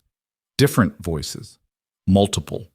The particular sound of a room discovering something it hadn't expected. He sat very still and listened to the building. At 10:02, his phone rang. The legal team's lead attorney. He picked up. "It's in the room," she said. "The full evidence package is in front of the board. Holt is attempting to respond, but his own attorneys just told him to stop talking." A pause, and he could hear the controlled energy in her voice, something held carefully because it was too early to release it. "Stay where you are." He stayed. At 10:19, the door at the end of the hallway opened. Marcus Holt walked out with 2 attorneys and did not look toward the waiting area. He moved with the specific rigidity of a man who was still deciding how to hold himself in a situation that had fundamentally changed. 2 uniformed federal agents came out behind him, not rushing, not dramatic, just present, the way inevitability was present. Grayson watched him walk down the hallway and not look up. The doors closed again. He sat in the waiting area. At 10:55, Scarlett came through the doors. She was still in her blazer, still upright, still put together in every external detail. But something had shifted in the way she was carrying herself. Not looser exactly, but different. Like pressure that had been at maximum for a very long time had just registered its first small release. She stopped when she saw him. He stood up. For a moment, she just looked at him across the hallway. Her eyes were dry but close to not being. She'd held it together in that room for 2 hours, and the holding was visible around the edges. "The vote passed," she said. He let out a breath. "Unanimous," she added. Once the evidence package landed, 2 of the members Marcus had positioned reversed their opposition. Something crossed her face. "It was a cleaner vote than I'd gotten before any of this started." He crossed the hallway to her. He wasn't sure what he was going to do when he got there. It turned out she didn't leave him a lot of choice. She stepped forward and put her head against his shoulder, briefly and without announcement, and he put his arms around her, and they stood in the hallway outside the boardroom while somewhere in the building the paperwork of the rest of their lives arranged itself without them. It lasted maybe 10 seconds. She stepped back, straight again, controlled again. But her eyes when she looked at him were the most unguarded they'd ever been. "Thank you," she said. It was a small word for what it contained. "Yeah," he said. They stood in the hallway for a moment longer, in the particular quiet of something that had been running hard finally stopping, and neither of them said what they were both beginning to understand. The merger closed on a Friday. The official signing happened in a conference room on the 22nd floor of the Hargrove International Building, with attorneys on both sides, and a photographer from the financial press, and a bottle of champagne that someone had arranged without asking whether anyone actually wanted to drink at 11 in the morning. Scarlett signed her name in 4 places and shook David Hargrove Sr.'s hand and said the right things to the right people and posed for the photograph with the particular composure she'd spent a career building. She was home by 2. Grayson was at the kitchen island with his laptop open to a thermodynamics problem set when she came in. Olivia was at school. The apartment had the specific quiet of a weekday afternoon. City sounds coming through the windows, the low hum of the building, nothing that needed immediate attention. Scarlett set her bag down and stood in the kitchen doorway for a moment. "It's done," she said. "How does it feel?" She thought about it honestly, which he'd noticed she always did when he asked her something direct. She didn't reach for the easy answer. "Like the end of something I've been running toward for 2 years, she paused. "And like I don't quite know what to do with my hands now." He closed the laptop. "Sit down. I'll make something." "You don't have to." "Sit down, Scarlett." She sat. He made soup. The practical kind, not the impressive kind, because the refrigerator had what it had, and he wasn't going to make a production of it. She sat at the island and didn't look at her phone, which was the most telling thing she'd done all week. Just sat with her hands around the water glass he'd set in front of her and looked at the kitchen like she was seeing it from a slight distance. He set the bowl in front of her and sat across from her. She ate. He made himself a cup of coffee. "The press release went out an hour ago," she said. "My inbox is... I haven't looked at it." "You don't have to look at it today." "I have to look at it today." "You have to look at it eventually. Today is a choice." She looked at him over the bowl. "When did you get opinionated about my schedule?" "Somewhere around week 2, he said. "You were on your phone at midnight reviewing documents you'd already reviewed." The corner of her mouth moved, not quite a smile. They sat in the quiet for a while. Outside, a cloud shifted and the afternoon light changed the color of the kitchen from gray-white to something warmer. She ate most of the soup. He drank the coffee. It was an ordinary hour, unremarkable. The kind of hour that didn't make any lists and didn't get remembered for the specifics and would later become one of the things that stuck. The light, the bowl, the quiet, the fact that neither of them needed to fill it. Grayson knew that the 30 days were up. He'd known since that morning. He'd done the math weeks ago, actually, the way he did math, without being asked to and without advertising the fact. 30 days from the night in the service corridor put the end of the arrangement at the Friday the merger closed, which was today, which was now. He hadn't brought it up. He didn't bring it up over soup either, but the knowledge of it was present in the room the same way a bill on a counter was present. Not urgent, not demanding immediate attention, but there. Olivia came home at 3:15 in a state of high emotion because of an incident involving a classroom hamster, the details of which she delivered at speed before she'd fully removed her backpack. Grayson tracked the narrative with practiced attention while unloading her lunchbox. Scarlett, still at the island, listened with genuine focus and asked two questions that Olivia found satisfying. The hamster incident resolved narratively. Olivia moved on. That evening, they ordered food because no one made a decision about dinner until it was too late. And they ate containers on the couch because Olivia had campaigned for couch dinner, and the campaign succeeded on the grounds that it was a special occasion, though what the occasion was exactly shifted several times during negotiations. Olivia fell asleep between them at 8:30, having not quite made it to the end of the show she'd been watching. Grayson looked down at her. Her head was tilted at the impractical angle children slept at. He shifted slightly so she wasn't pressed against the armrest. When he looked up, Scarlett was watching them. She looked away first. He carried Olivia to bed, came back out. Scarlett was cleaning up the containers from the coffee table, which was something she usually didn't do, and which he recognized as the activity of someone who needed something to do with their hands. "Leave it," he said. "I'll get it." "I have it." "Scarlett." He waited until she looked at him. "The merger closed today. You don't need to clean up takeout containers to earn something." She stopped. The comment landed somewhere it hadn't been aimed, maybe. She stood there with a container in each hand and looked at him with the expression she got when something reached further than she'd expected. "That wasn't what I was doing," she said, but it wasn't convincing. "Okay," he said. She put the containers down. She sat on the couch.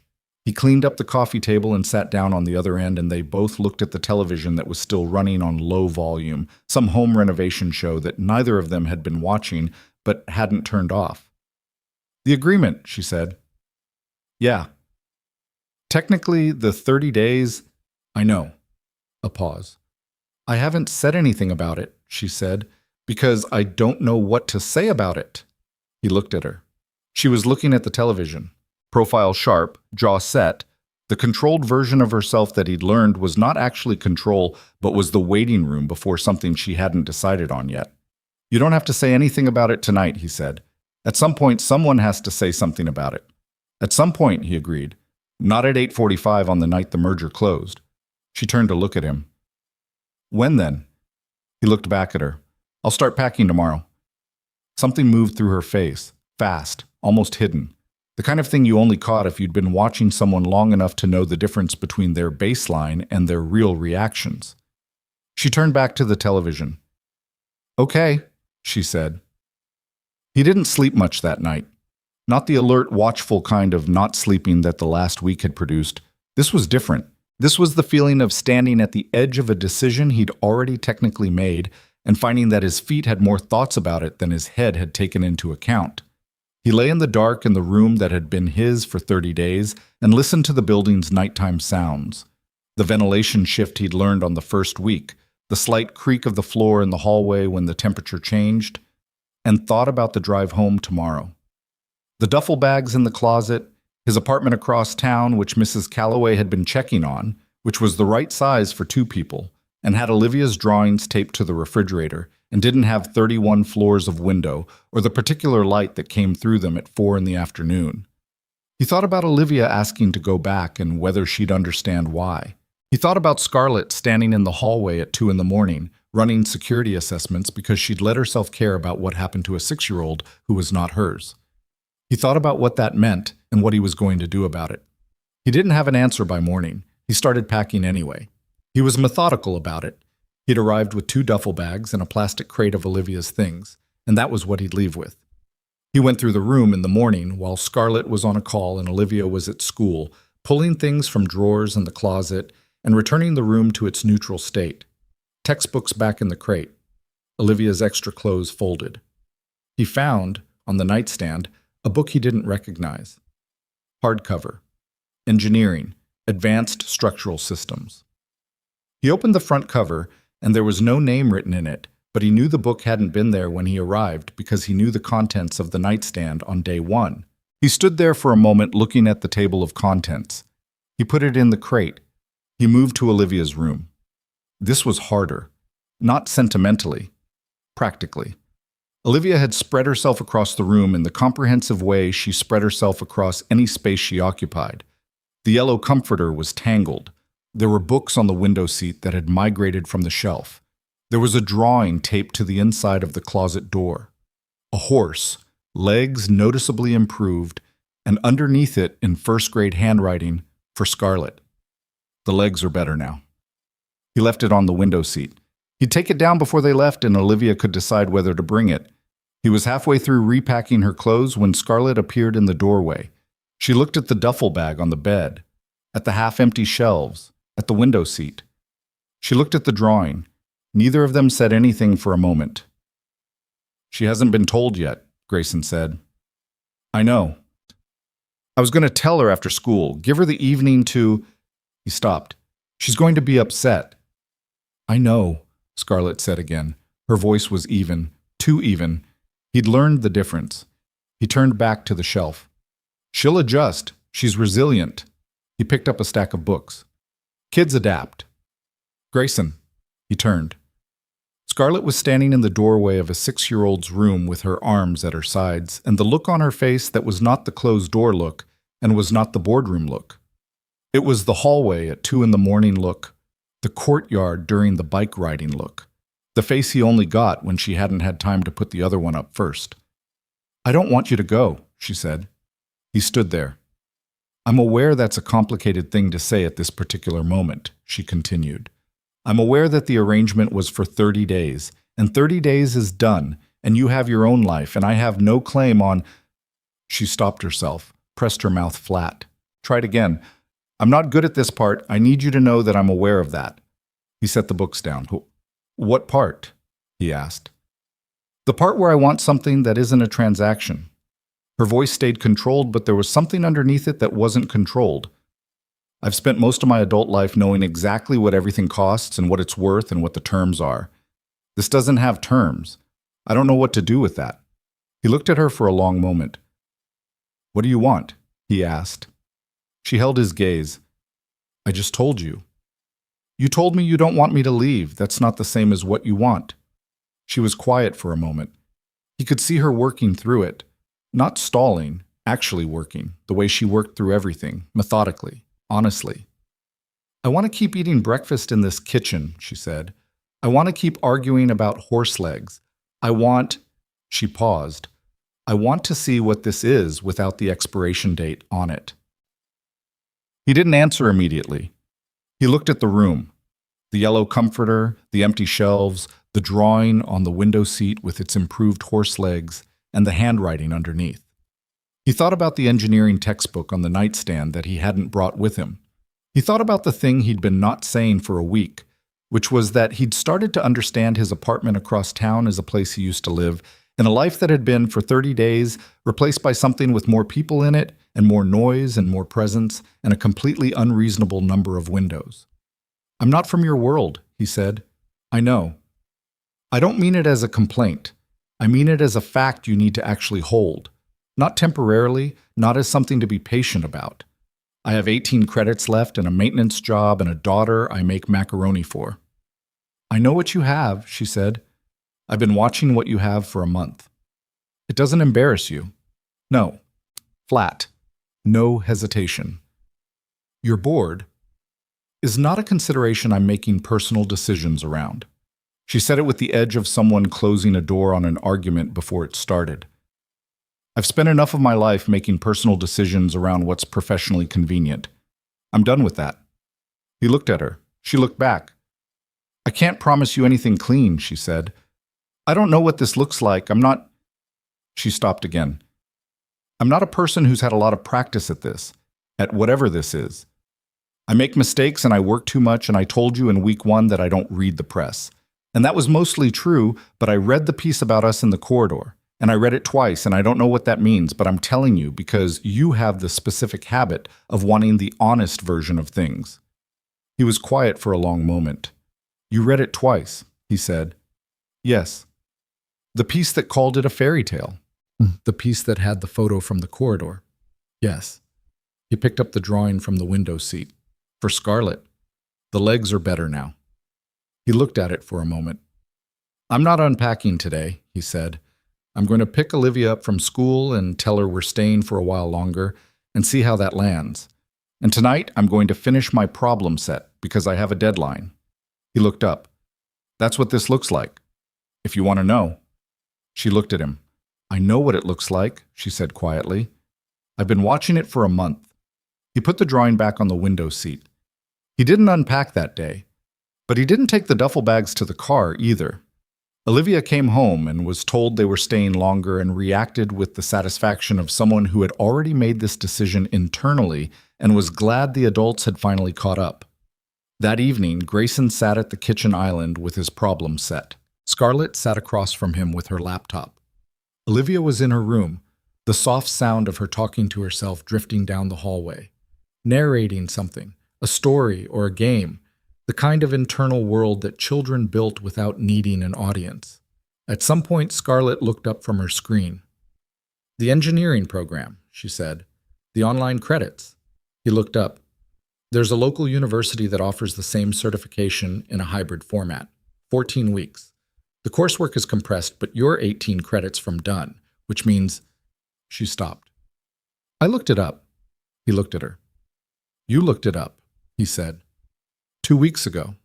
She went back to her screen. I'm just mentioning it. He sat there for a moment. When 2 weeks ago? He asked. After the bike. When you were making dinner. She didn't look up. I had 15 minutes and I used them. He thought about that for a moment. 2 weeks ago, the middle of the worst stretch of the merger crisis, when she was running on coffee and controlled adrenaline and managing federal investigators and board politics, and a man who had planted informants and sent letters to his employer. And in 15 minutes of that, she'd looked up his engineering program. He didn't say anything. She didn't look up. 14 weeks, he said. Roughly, you'd have to check the specific enrollment windows. He went back to his problem set. The week after the merger close was quieter than any week in the past month had been, and the quiet was its own kind of adjustment. The threat was gone. Marcus Holt had been formally charged, and his assets frozen, and he was somewhere in a legal process that would take years to resolve and was no longer Scarlett's immediate problem. The security details stood down. The blue sedan stopped appearing at the school. The legal team filed their final immediate documents and moved to a monitoring posture. The gossip press moved on to other things, as gossip press did. The board sent Scarlett a formal letter of confidence. David Hargrove Sr. sent a bottle of wine and a handwritten note. Her assistant fielded 42 interview requests and declined them all per standing instructions. Eleanor Vaughn called on Tuesday. Grayson was in the kitchen when Scarlett took the call in her office, and he didn't try to listen, but the apartment wasn't large enough for complete privacy, and the door was open. He heard Scarlett's side of it. The careful answers, the controlled responses. And then, once, a silence that lasted long enough that he looked up from what he was doing. When she came out, she looked like she'd had a conversation that hadn't followed the plan. My mother wants to take Olivia to see the horses, she said. He blinked. Your mother's horses. Yes. She apparently made a real impression with the horse anatomy lesson. Scarlett crossed to the coffee maker. My mother also said, and I'm paraphrasing, that she thinks I've finally made a decision that makes sense, and she wanted to say so before she talked herself out of it. He watched her pour the coffee. What did you say? He asked. I said thank you. She turned around. And then I asked her what she meant, and she said, the man Scarlett. Try to stay ahead of me. She held the mug with both hands. My mother has never said anything like that to me. In my entire career and personal life combined. She critiques, she observes. She does not offer, whatever that was. Approval, Grayson said. Apparently. She looked at him. She's never offered it about anything before. That's not a complaint, it's just context. He understood the context. He'd watched Eleanor Vaughn at the dinner table, the way she looked at Scarlett, the way she parceled affection in the careful way of someone who believed affection was a form of influence and should be managed accordingly. He'd also watched Scarlett look at her plate when Eleanor laughed at something Olivia said, and understood that what Scarlett was managing in that moment was something she'd wanted for a long time. She's right, he said. Scarlett looked at him. Your mother. She's right that this is a decision that makes sense. He said it plainly, because that was what she responded to, the plainness of things. I just want to make sure you know that I know it's complicated. Being with someone who has all of this, it changes things about my life in ways I can't fully predict. I'm not walking in thinking it's simple. I don't need it to be simple, she said. I know. I'm not saying it for you. I'm saying it so I can't pretend later that I didn't know. She looked at him for a moment. That's an unusual thing to say. I've had some practice with situations that were harder than I expected. She understood what he meant. He could see it in her face, the reference to Claire, the years that had followed, the careful management of a life around a loss. She didn't say anything about it, which was the right call. She just held the information. Okay, she said. Then we know. He nodded. Does Olivia go to meet the horses? He asked. I think she'd never forgive us if she didn't. He almost laughed. No, probably not. Olivia went to see Eleanor's horses the following Saturday. It was a 2-hour drive to Eleanor's property, and Olivia spent most of it looking out the window and asking questions about horses that she already knew the answers to, Grayson suspected, but asked anyway because repetition was satisfying. Scarlett answered every single one from the passenger seat without looking like she was running low on patience.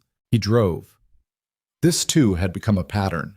Him driving, Scarlett navigating when she wasn't occupied, the two of them in the comfortable parallel of two people who had stopped narrating their coordination and just did it. He'd noticed this in the 4th week and chosen not to point it out. The property was outside the city by enough that the sound changed. Trees, space, the particular quiet of land that wasn't trying to do 3 things at once.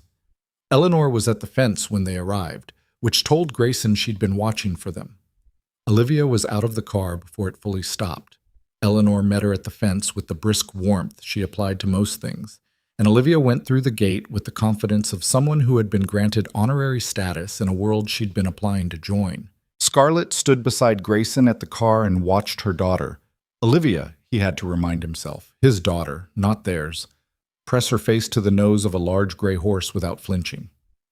She's fearless, Scarlett said. She's always been like that. He watched Olivia. Claire said she came out arguing. Scarlett was quiet for a moment. He didn't usually mention Claire, not because it was off limits, but because there hadn't been many moments where it fit without feeling like he was inserting something. This one fit. What was she like? Scarlett asked. He thought about how to answer that honestly.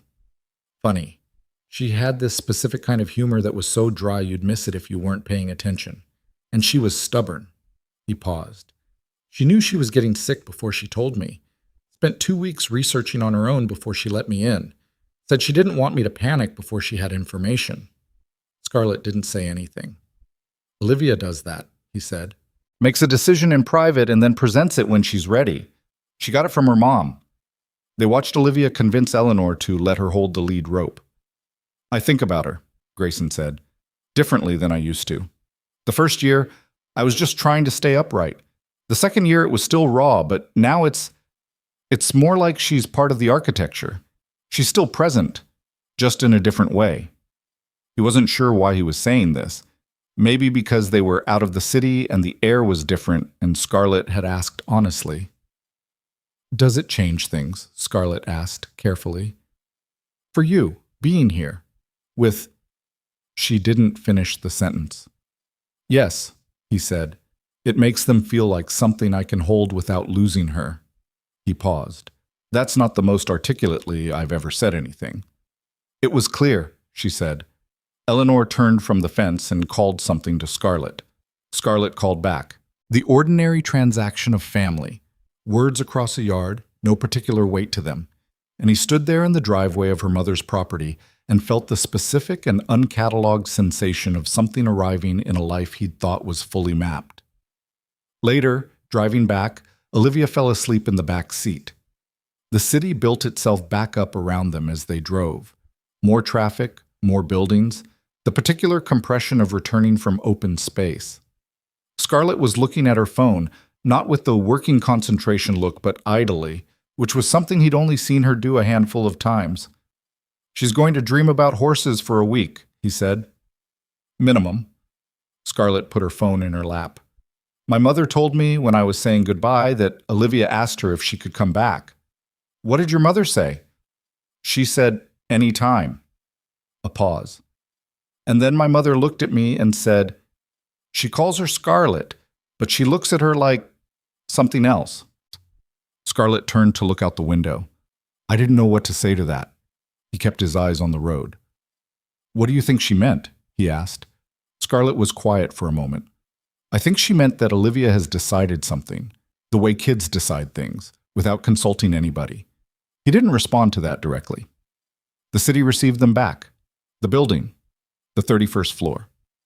He carried Olivia in because she was deeply asleep and he'd been carrying her in from cars for years, and he put her in the yellow bed and pulled the comforter up and stood there in the half-dark. When he came back out, Scarlett was at the window. He went to stand near her, at a distance that was close but had space in it. Outside, the city did its Saturday evening thing. Lit up, moving, the whole indifferent machinery of it running without reference to what was happening 31 floors above. "She's going to ask questions soon," Grayson said, "about what we are. She hasn't yet, but she's working up to it, I can tell." "I know." "I don't have a clean answer for her." "Neither do I." Scarlett turned to look at him. "But I'd rather not have a clean answer for her together than have the wrong answer separately." He looked at her. She looked back. Outside, something moved through the city below them. Lights, traffic, the ordinary Saturday life of 100,000 people who had no idea that the two of them were standing at a window on the 31st floor, figuring out how to say the thing they'd both already decided. "Okay," he said. She nodded, and that was all. For now, that was all that needed saying. He went to make the tea. She turned from the window and followed him into the kitchen, and in the particular quiet of a Saturday night with a sleeping child down the hall and the city going about its business below them, neither of them needed to say anything more. 3 weeks after the merger closed, Scarlett's company threw a celebration. It wasn't her idea. The board proposed it, the PR team executed it, and by the time the details were finalized, it had become the kind of event that took on its own momentum. A ballroom at the Whitmore Hotel, 200 guests, the kind of evening that announced to the industry that Vaughn Capital had come through something and was still standing. Her assistant had described it as a statement of continuity. Scarlett had described it as a lot of people eating expensive food and talking about money. She went because it was her company and her name on the wall and her responsibility to stand in rooms like this and represent what she'd built. She brought Grayson, which no longer required a strategic calculation. She brought him because he was who she brought now. And she brought Olivia, which was Olivia's own doing. Olivia had overheard the word celebration and attached herself to the concept with the determination she applied to anything she decided was hers. The argument she'd made to Grayson was structured and thorough for a 6-year-old. She had a dress, she knew how to behave at events because she'd practiced at Eleanor's house, and it was Scarlett's special night, and she should be there. The argument had several logical gaps, but the conviction behind it was airtight. Grayson had looked at Scarlett. Scarlett had said, "She can come." So Olivia came. In a blue dress she'd selected herself and small shoes that she'd spent 20 minutes deciding about. She sat between Grayson and Scarlett at the table near the front, ate a dinner roll immediately, and watched the room with the focused attention of someone building a catalog. The evening went the way these evenings went. Speeches, applause, the particular industry warmth of people congratulating each other on surviving something. David Hargrove Sr. spoke well and briefly. The board chair said things that were accurate and too long. Scarlett spoke last and said what needed to be said. Clean, measured, honest, about how difficult the past months had been without getting into specifics that belonged to a courtroom and not a ballroom. She did not look at the audience the entire time. She looked at Grayson, not obviously, not in a way that would read as a performance. She looked at him the way you looked at something that kept you anchored, quickly, periodically, enough. He was watching her with the particular quality of attention she'd come to recognize as his, Trut, fully present, not performing anything, just there. Olivia, beside him, had a dinner roll in each hand and was listening with the patient expression of a child waiting for the part she understood. Scarlett finished speaking. The room applauded. She came back to the table and sat down, and Olivia immediately said, "You said the word merger 11 times, with the tone of someone who had been counting." "I know," Scarlett said. "Is that a good word or a bad word?" It's a complicated word that turned out to be a good one. Olivia considered this. Okay. She offered Scarlett the second dinner roll. You should eat this.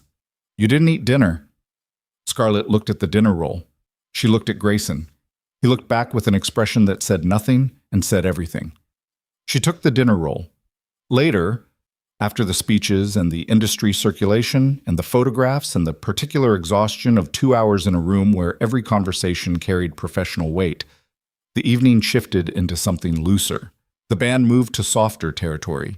Small groups broke off from the main room onto a wide terrace that overlooked the city. The formal version of the night gave way to the social version. Olivia had been patient for 2 hours and had reached the outer limit of it. She wasn't difficult. She was simply 6 years old and had been sitting in formal clothes for longer than any reasonable person should expect, and the terrace had space and the energy of a crowd that was finally relaxing. Grayson let her walk ahead onto the terrace, and she moved through the guests with the navigational skill of someone who had decided the space was hers. He kept her in his peripheral vision, old habit, automatic. While talking with a man from the Hargrove team who had recognized his engineering background and had something to say about structural systems in the new joint facilities. It was the first conversation of the entire evening that Grayson had been fully interested in. He didn't see Olivia get on the stage. There was a small presentation stage at the end of the terrace, low, with a single step up, originally used for the award presentation earlier in the evening. The microphone had been switched off. The stage was just a platform, really, barely raised. And Olivia walked up to it the way she walked into any space she'd decided was available, which was without hesitation. Grayson looked up from the conversation and saw her. She was standing on the platform, and she had found Scarlett in the crowd the way children found the people who mattered to them, directly, without effort. And she was walking toward her, which meant walking through the edges of the nearest cluster of guests, which meant that people naturally turned to look at the small girl in the blue dress moving through the room with purpose. Scarlett was mid-conversation with the board chair and 2 members of the Hargrove legal team when Olivia reached her. She didn't interrupt. She stood beside Scarlett and waited with the patience of someone who had learned that certain approaches required timing. Scarlett, mid-sentences, looked down and saw her, and Grayson watched something move through Scarlett's face. Not annoyance, not surprise, a kind of warmth that she didn't manage in time, and she put a hand briefly on Olivia's shoulder without breaking the conversation. The board chair looked at Olivia. "This is my—" Scarlett started. "I'm Olivia," Olivia said, to the board chair specifically. "Scarlett lives with us. Or we live with her. We haven't decided which way to say it." There was a brief, charged silence at the small cluster of adults. The board chair's mouth curved. He was 67 years old and had seen most things, and he looked at Olivia with the expression of someone who had just been handed the most honest moment of the entire evening. "That seems like an important thing to figure out," he said. "We're working on it," Olivia agreed. Grayson had covered the distance from the terrace railing and arrived at this scene in time to catch the end of it. He reached Olivia and put his hand on her shoulder. "Hey, Livy Bird." She looked up. The bird suffix registered. "You're in a good mood." "Mostly," he said, and looked at the board chair, who looked back at him with an expression that contained its own complete and satisfied opinion about everything it had just witnessed. Scarlett caught Grayson's eyes over the top of Olivia's head. She had the particular expression that meant she was preventing herself from smiling in a professional context, which was an expression he'd come to find specifically and unfairly appealing. The conversation redistributed. The cluster moved on. Grayson steered Olivia toward the terrace railing where the city spread out below them in its nighttime entirety, and he crouched down beside her. "What are we doing?" he said quietly. "I wanted to be near Scarlett," she said. "You were near Scarlett." She was talking to other people. She was working. She looked tired. He looked at her. "She's okay." Olivia leaned against the railing and looked at the city with the thoughtful expression she'd been developing recently. The one that meant she was building toward something, processing, preparing a question or a statement that had been in assembly for a while. He knew that expression. He waited. "Daddy," she said. "Yeah." "Are we going to stay?" He was quiet for a moment. "For tonight?" "Yes." "Not for tonight." She looked up at him. "I mean stay, like At Scarlett's, like it's home. He looked at his daughter, her mother's eyes, his stubbornness, the specific compound of the two of them that had managed, somehow, to become entirely her own person in 6 years. She was looking at him with the direct gaze she used when she didn't want a complicated answer, just a true one. "We're working on it," he said, which was the same thing she'd said to the board chair, and she noticed. "That's what I said," she said. "It's accurate." She considered him for a moment. Then she turned back to the city, apparently satisfied, or at least willing to file it. "I like it there," she said. "I like the windows, and I like arguing about horse legs." A pause. "And I like her." "I know, Livy Bird. Do you like her?" He looked at the city below them, 200 feet down, 300,000 people going about their Saturday nights, none of them involved in this particular question on this particular terrace. "Yes," he said. Olivia nodded like this confirmed something she'd already known and was glad to have verified. "Okay," she said. And that was the end of the analysis. He stood up. Scarlett was behind him. He didn't hear her arrive, but he registered her presence the way he'd started registering her presence. A specific shift in attention, the way a room changed when someone walked into it. She was standing about 4 feet back, and from her face she'd heard at least the last part of it. He looked at her. She looked at him. The city ran on below them. The party continued behind them. The band was playing something slow and undemanding, and nobody on the terrace was paying specific attention to the three of them standing at the railing. Olivia looked at Scarlett. Then she looked at Grayson. Then she looked at the space between them with the surgical attention of a 6-year-old who had been watching adults for 6 years and had developed theories. "If you're not my pretend mom anymore," she said to Scarlett directly, "why do you still look at my dad like you love him?" The terrace went quiet around them. Not completely. The party continued, the band played, 200 people talked and laughed 50 feet away. But the small cluster of space they occupied went still in the way that a room went still when something true entered it without asking permission. Scarlett didn't look away from Olivia. She didn't look away. And she didn't reach for the controlled register. And she didn't deflect with the professional grace she'd spent a career developing. She stayed exactly where she was, in a blue evening dress on a terrace with the city behind her, and she looked at a 6-year-old who had just said the clearest thing anyone had said in months. Grayson didn't move. He watched Scarlett process the question. He watched her decide. "Because I do," she said. Olivia received this with the calm of someone who had already known the answer and had asked mainly for the record. Then she looked at Grayson with the expression that meant, "Your turn." He looked at Scarlett. She was looking back at him now, not at Olivia, at him, with the face he'd seen at 2 a.m. in the hallway and in the courtyard during the bike riding and across the kitchen table on the night she'd told him she didn't want him to leave. The face that was hers, and only hers, and that she'd stopped putting away as quickly as she used to. "I know," he said. "That's not an answer," Olivia said with precision. "It is, actually," he said. "It means I already knew and I feel the same way." Olivia thought about this. "You could just say that?" "You're right," he said. "I could." He looked at Scarlett. "I feel the same way." Scarlett held his gaze. She didn't say anything. She didn't have to. Some things didn't need more words than what had already been used, and this was one of them. He could see it in her face, the particular quality of someone who had been braced for a long time and had just, carefully, stopped. Olivia looked between them with the satisfaction of a completed project. "Okay," she said. "Can we go home now? My shoes hurt." The laugh came out of Grayson before he could catch it. Scarlett made a sound that was also a laugh, which was something she did rarely and always surprised him. Unguarded, real, the laugh she had when something got through before she could manage it. "Yes," Scarlett said. "We can go home." They left before the end of the party. Nobody seemed to mind.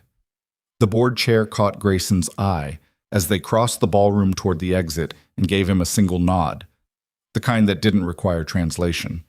And Grayson nodded back, and that was that. In the car, Olivia fell asleep before they reached the highway. Grayson drove. Scarlett sat in the passenger seat with her heels off and her feet on the dashboard, which was something she'd started doing recently, and which he'd never commented on because it was one of the truest things about her. The way she shed the formal version of herself in enclosed spaces. The way she stopped performing when the audience was down to one. The board chair is going to tell that story for years, he said. Possibly decades, she agreed. Are you okay with that? She looked out the window at the passing city. A 6-year-old said something true in front of 100 people, and it was more effective than 2 months of strategic management. She paused. I'm more okay with it than I expected to be. He drove for a while. I meant what I said, she said without turning. On the terrace. I know. I want to make sure you know I wasn't saying it because she asked. I know, Scarlett. She turned to look at him. How?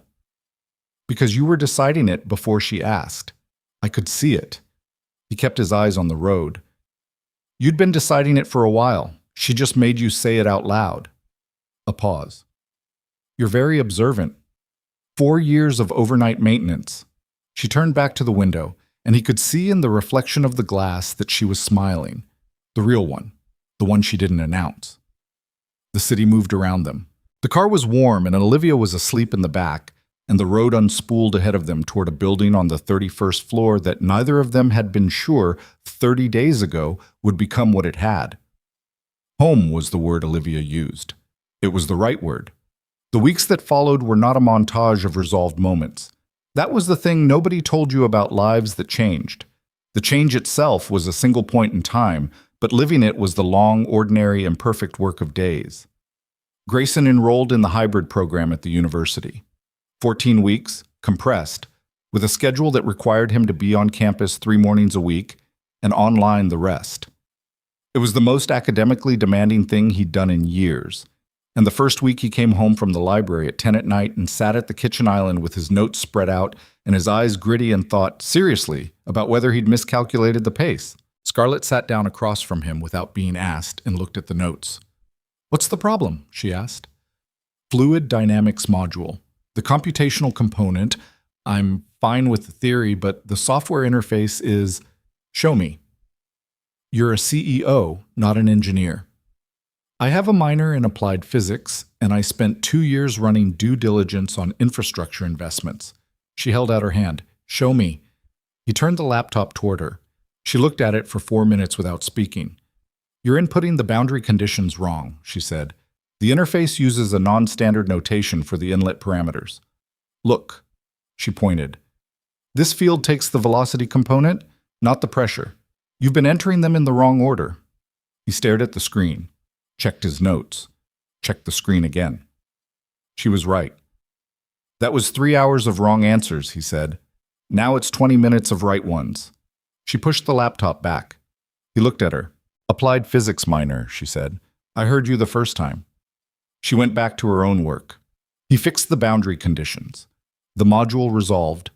He sat there for a moment in the particular silence of a problem that had suddenly stopped being a problem, and felt the specific and unearned good fortune of having someone in his kitchen who could find the thing he was doing wrong in 4 minutes. He didn't say anything about it. She didn't either. But it was the kind of evening that built something without announcing it. Olivia started calling Scarlett by a name that was not quite a title and not quite a given name. It started the 3rd week. She'd been calling her Scarlett, which was what Scarlett had asked for, but one afternoon she came home from school and was telling a story about something that had happened and referred to my Scarlett, possessively, naturally, the way children claimed the people who were theirs, and nobody in the kitchen made anything of it. The week after, she shortened it, just Scarlett, but said with a different weight, the weight of something decided. Scarlett, the first time she heard it, looked at Grayson from across the room. He looked back. She turned away before he could see her whole face, but he'd seen enough. The complicated things were still complicated. There was a Thursday in the 5th week when Grayson drove Olivia to school and came back to find Scarlett on a call that was not going well. He could hear the tightness in her voice from the hallway, the careful control that meant someone on the other end was pushing something she didn't want to cede. He made coffee and left a cup near her office door and didn't interrupt. When the call ended, she came out and stood at the island and drank the coffee without saying anything for 2 minutes. Board member, she said finally. The deal terms? Marcus's legal proceedings.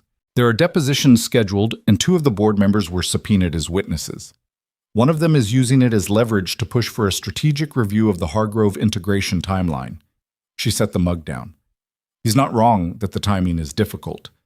He's using a real problem to do something else, but the real problem is still real. Can you separate them? Address the timeline concern directly so he can't use it? She looked at him. That's what I'm figuring out. Do you need to think out loud?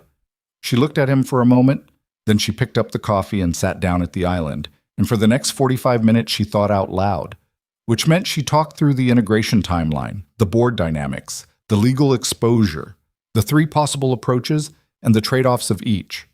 He asked questions when they were useful and stayed quiet when she was in the middle of something. He understood about 60% of what she was describing. The 40% he didn't understand, he followed the logic of anyway, because the shape of a problem was usually readable even when the specifics weren't.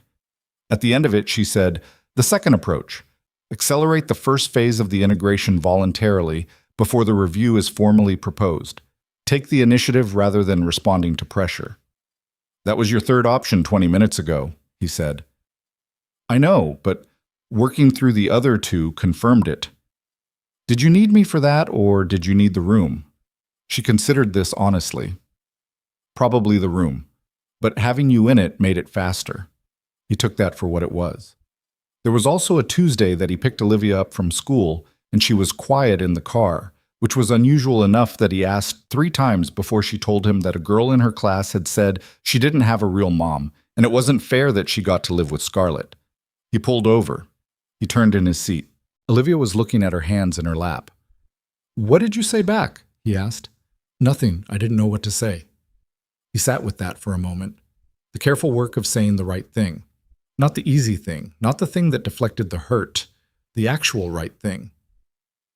You know how we've been talking about what makes a family? He said. She looked up. The family you came from is part of it, but the family you build, the people you choose, the people who choose you, that's part of it too. And those 2 kinds of family can sit next to each other. They don't have to compete. Olivia was quiet. Your mom is still your mom, he said. That doesn't go away and nothing replaces it. And Scarlett is something else, something that's also real. Both things can be true at the same time. She looked at him. Is that what we're building? A family we're choosing? Yeah, he said. That's what we're building. She thought about it for a while as he pulled back into traffic. Then, I'm going to tell Emma that tomorrow. What are you going to tell her? That I have a family from before and a family I'm building, and both of them are real. She looked out the window. And that it's actually double. He kept his eyes on the road. Yeah, he said. It's actually double. He told Scarlett that evening, in the kitchen after Olivia was in bed. He told her word for word because she deserved the word-for-word version. She listened without interrupting. When he finished, she was quiet for a long moment. She said double, Scarlett said. Yes. Scarlett looked at the kitchen counter. He could see her working through something that was not operational, not strategic, not the kind of problem she'd spent a career solving, the kind that didn't have a structured approach. She was still learning those, and he was still learning to give her the space to do it without offering a solution. I want to be worthy of that, she said, quietly, like she was saying it to herself as much as to him. You already are, he said. She's 6. She doesn't give out double lightly. The corner of her mouth moved. She looked at him. He looked back. I have something to tell you, she said. He waited. The engineering program, the hybrid certification. I reached out to the department chair 3 weeks ago, not to interfere. I wanted to make sure there were no administrative obstacles with the enrollment given the compressed timeline and your maintenance employment history. She paused.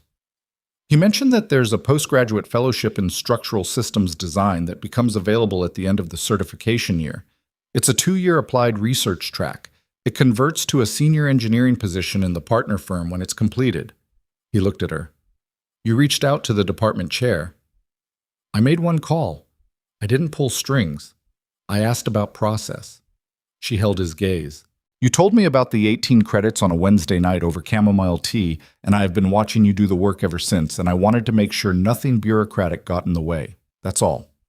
He sat with that for a moment. Scarlett, I know. I overstepped. You can be angry. I'm not angry. He paused. I'm trying to figure out how to tell you that nobody has done something like that for me in a very long time without it sounding like more than I can say right now. She looked at him. It sounds like exactly what it is, she said. The fellowship was real. He looked it up that night, in the quiet of the room that used to be just a guest room and was now his. And it was exactly what she'd described. Structured, substantial, the kind of professional bridge that turned a half-finished degree into a career with a floor under it. He sat with his laptop open and thought about what it meant that she'd looked this up. Not the practical meaning, but the other kind. He thought about a woman in bare feet in a hotel corridor, making a calculation that looked like practicality and was actually, he understood now, fear dressed up as strategy. Fear of losing something she'd built. He understood that fear from the inside. He'd lived inside a version of it for 3 years. The fear of what you'd lose if you let yourself want something again. He closed the laptop. He understood something that he hadn't had words for before, sitting in that room. The thing about second chances was that they didn't announce themselves. They didn't come labeled and obvious. They came as broken elevator relays and wrong turns in service corridors and strange proposals from women in evening gowns. They came as 30-day arrangements with expiration dates. They came as a 6-year-old named Dennis who lived in a rainforest diorama. They came as the thing you almost walked away from because you talked yourself into believing you were protecting someone, when really you were protecting yourself from the risk of wanting something that might not hold. He had been so careful. He had built such a careful life.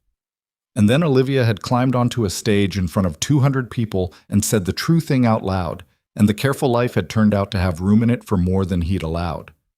1 year later, they were married. Not for merger approvals, not for board optics, not for 30 days. For the ordinary and extraordinary reason that two people who had started as a transaction had become the specific and irreplaceable shape of each other's lives. The ceremony was small.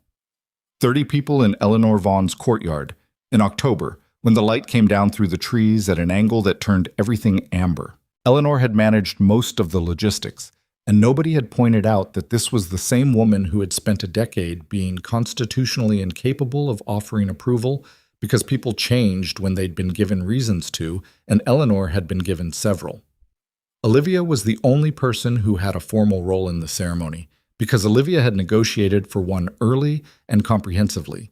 She stood between them at the front and held the rings, both of them, one in each hand, with the focused gravity of someone who understood the weight of what was happening without being able to fully articulate it.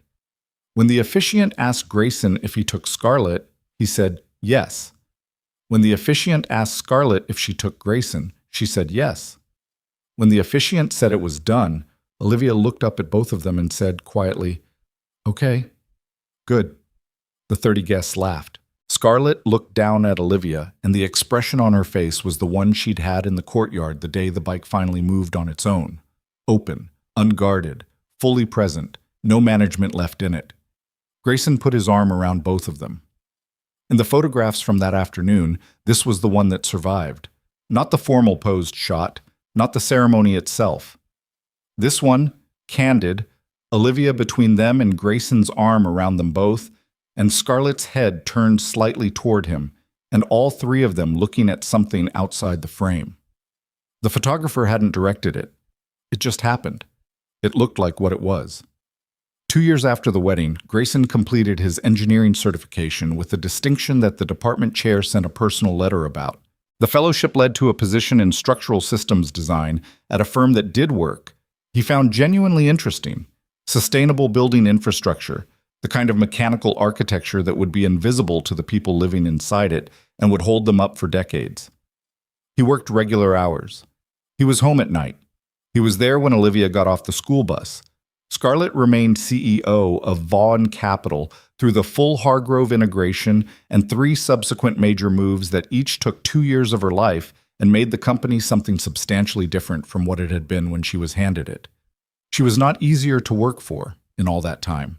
She was still demanding and sometimes difficult and constitutionally unable to delegate the things that mattered most. She still worked too much. She still had the particular habit of solving problems in her head before telling anyone she'd identified them. But she came home. That was the thing that changed. She had a reason to come home that was not the penthouse or the view or the 31 floors. She had a kitchen with a specific person in it who made food that was practical and good, and a child who argued about horse legs and had graduated from first grade and second grade and was now in third with all the opinions that implied, and an apartment that was full of the accumulated presence of people who had decided to be there. She came home. It was not a small thing. Olivia was 8 now. She was, as she had always been, entirely herself. Her mother's eyes, her father's stubbornness, and something that was hers alone, a specific brand of perceptive directness that combined the two and somehow exceeded both. She asked questions that made adults stop what they were doing. She had friends the way Grayson had always hoped she'd have friends. Difficult and real ones. Relationships with friction and repair. The kind that built something instead of just reflecting it. She still went to Eleanor's to see the horses. She could ride now, properly. Not just staying on, but actually ride. With Eleanor giving instruction in the brisk, unsentimental way she'd given everything else, which Olivia had responded to enormously because she'd always preferred to be treated as capable. She called Scarlett my Scarlett when talking to other people. To her face, she called her Scarlett. But in the possessive, in the way she placed her in the sentence when she was describing her world to anyone who hadn't seen it, there was no qualifier and there was no distance. On a Thursday evening in November, when Olivia was doing homework at the kitchen table and Grayson was reviewing plans for a project deadline, and Scarlett was in her office on what was supposed to be a 30-minute call that had become 90, the heating unit in the building's 4th-floor residential corridor made a sound it wasn't supposed to make, and the building manager called the emergency maintenance line. Grayson looked at the number on his phone, looked at the plans, looked down the hallway toward Scarlett's office. He put the plans aside. He went to the kitchen and told Olivia he'd be back in 20 minutes. She looked up from homework. "Is it the heating?" "4th floor. Same relay as last time." He looked at her for a moment. "Probably. Should I tell Scarlett you went down?" "She's on a call. I'll tell her when she's done." He took his tools. He went downstairs. He was back in 18 minutes, the relay replaced, the unit running. He came back upstairs and his daughter was still at the table and his wife was out of her office, in the kitchen, making tea. She'd changed out of her work clothes and her hair was down and she looked at him when he came through the door with the look she had, the one she didn't put away anymore. "4th floor?" she said. "Relay." "Same one." "These units have a design flaw in the relay housing. 3 years running." He set his tools by the door. "I've written it up twice. The building manager keeps ordering the cheaper replacement instead of the hardware fix." Scarlett picked up her phone. "What are you doing?" he said, emailing the building's maintenance contractor a structural assessment request. If the design flaw is documented, they can't keep ordering around it. They have to fix it properly. She typed. "What's the unit model number?" He looked at her.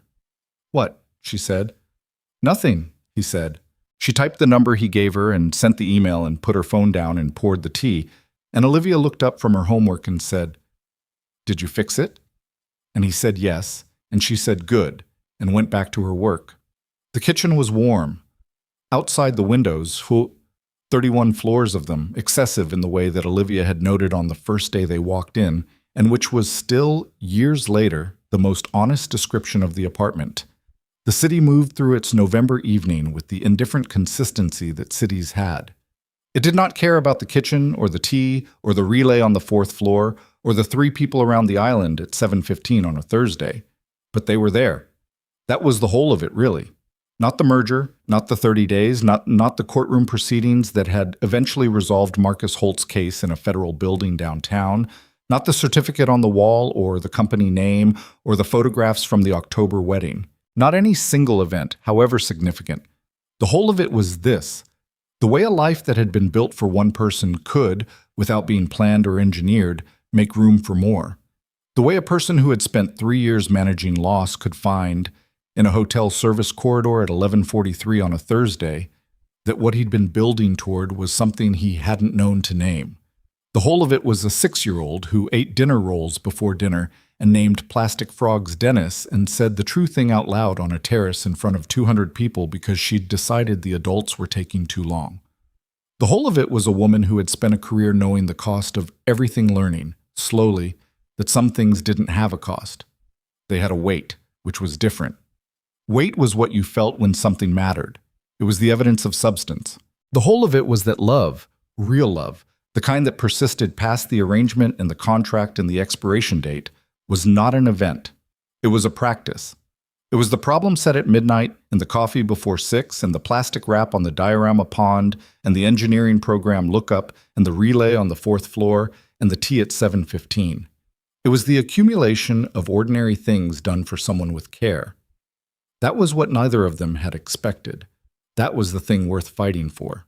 The tea went cold before anyone drank it, because Olivia needed help with fractions, which apparently required both of them. Scarlett, who had a minor in applied physics, found fractions straightforward. Grayson, who had replaced 3 relays in the last month, found fractions straightforward. Olivia, who could ride a horse and name every species in a rainforest diorama and had once corrected a federal attorney's phrasing at a dinner table, found fractions a personal offense and said so at length. The argument about fractions lasted until 8:30. It was not the most important evening they'd ever had. It was just Thursday. It was just home.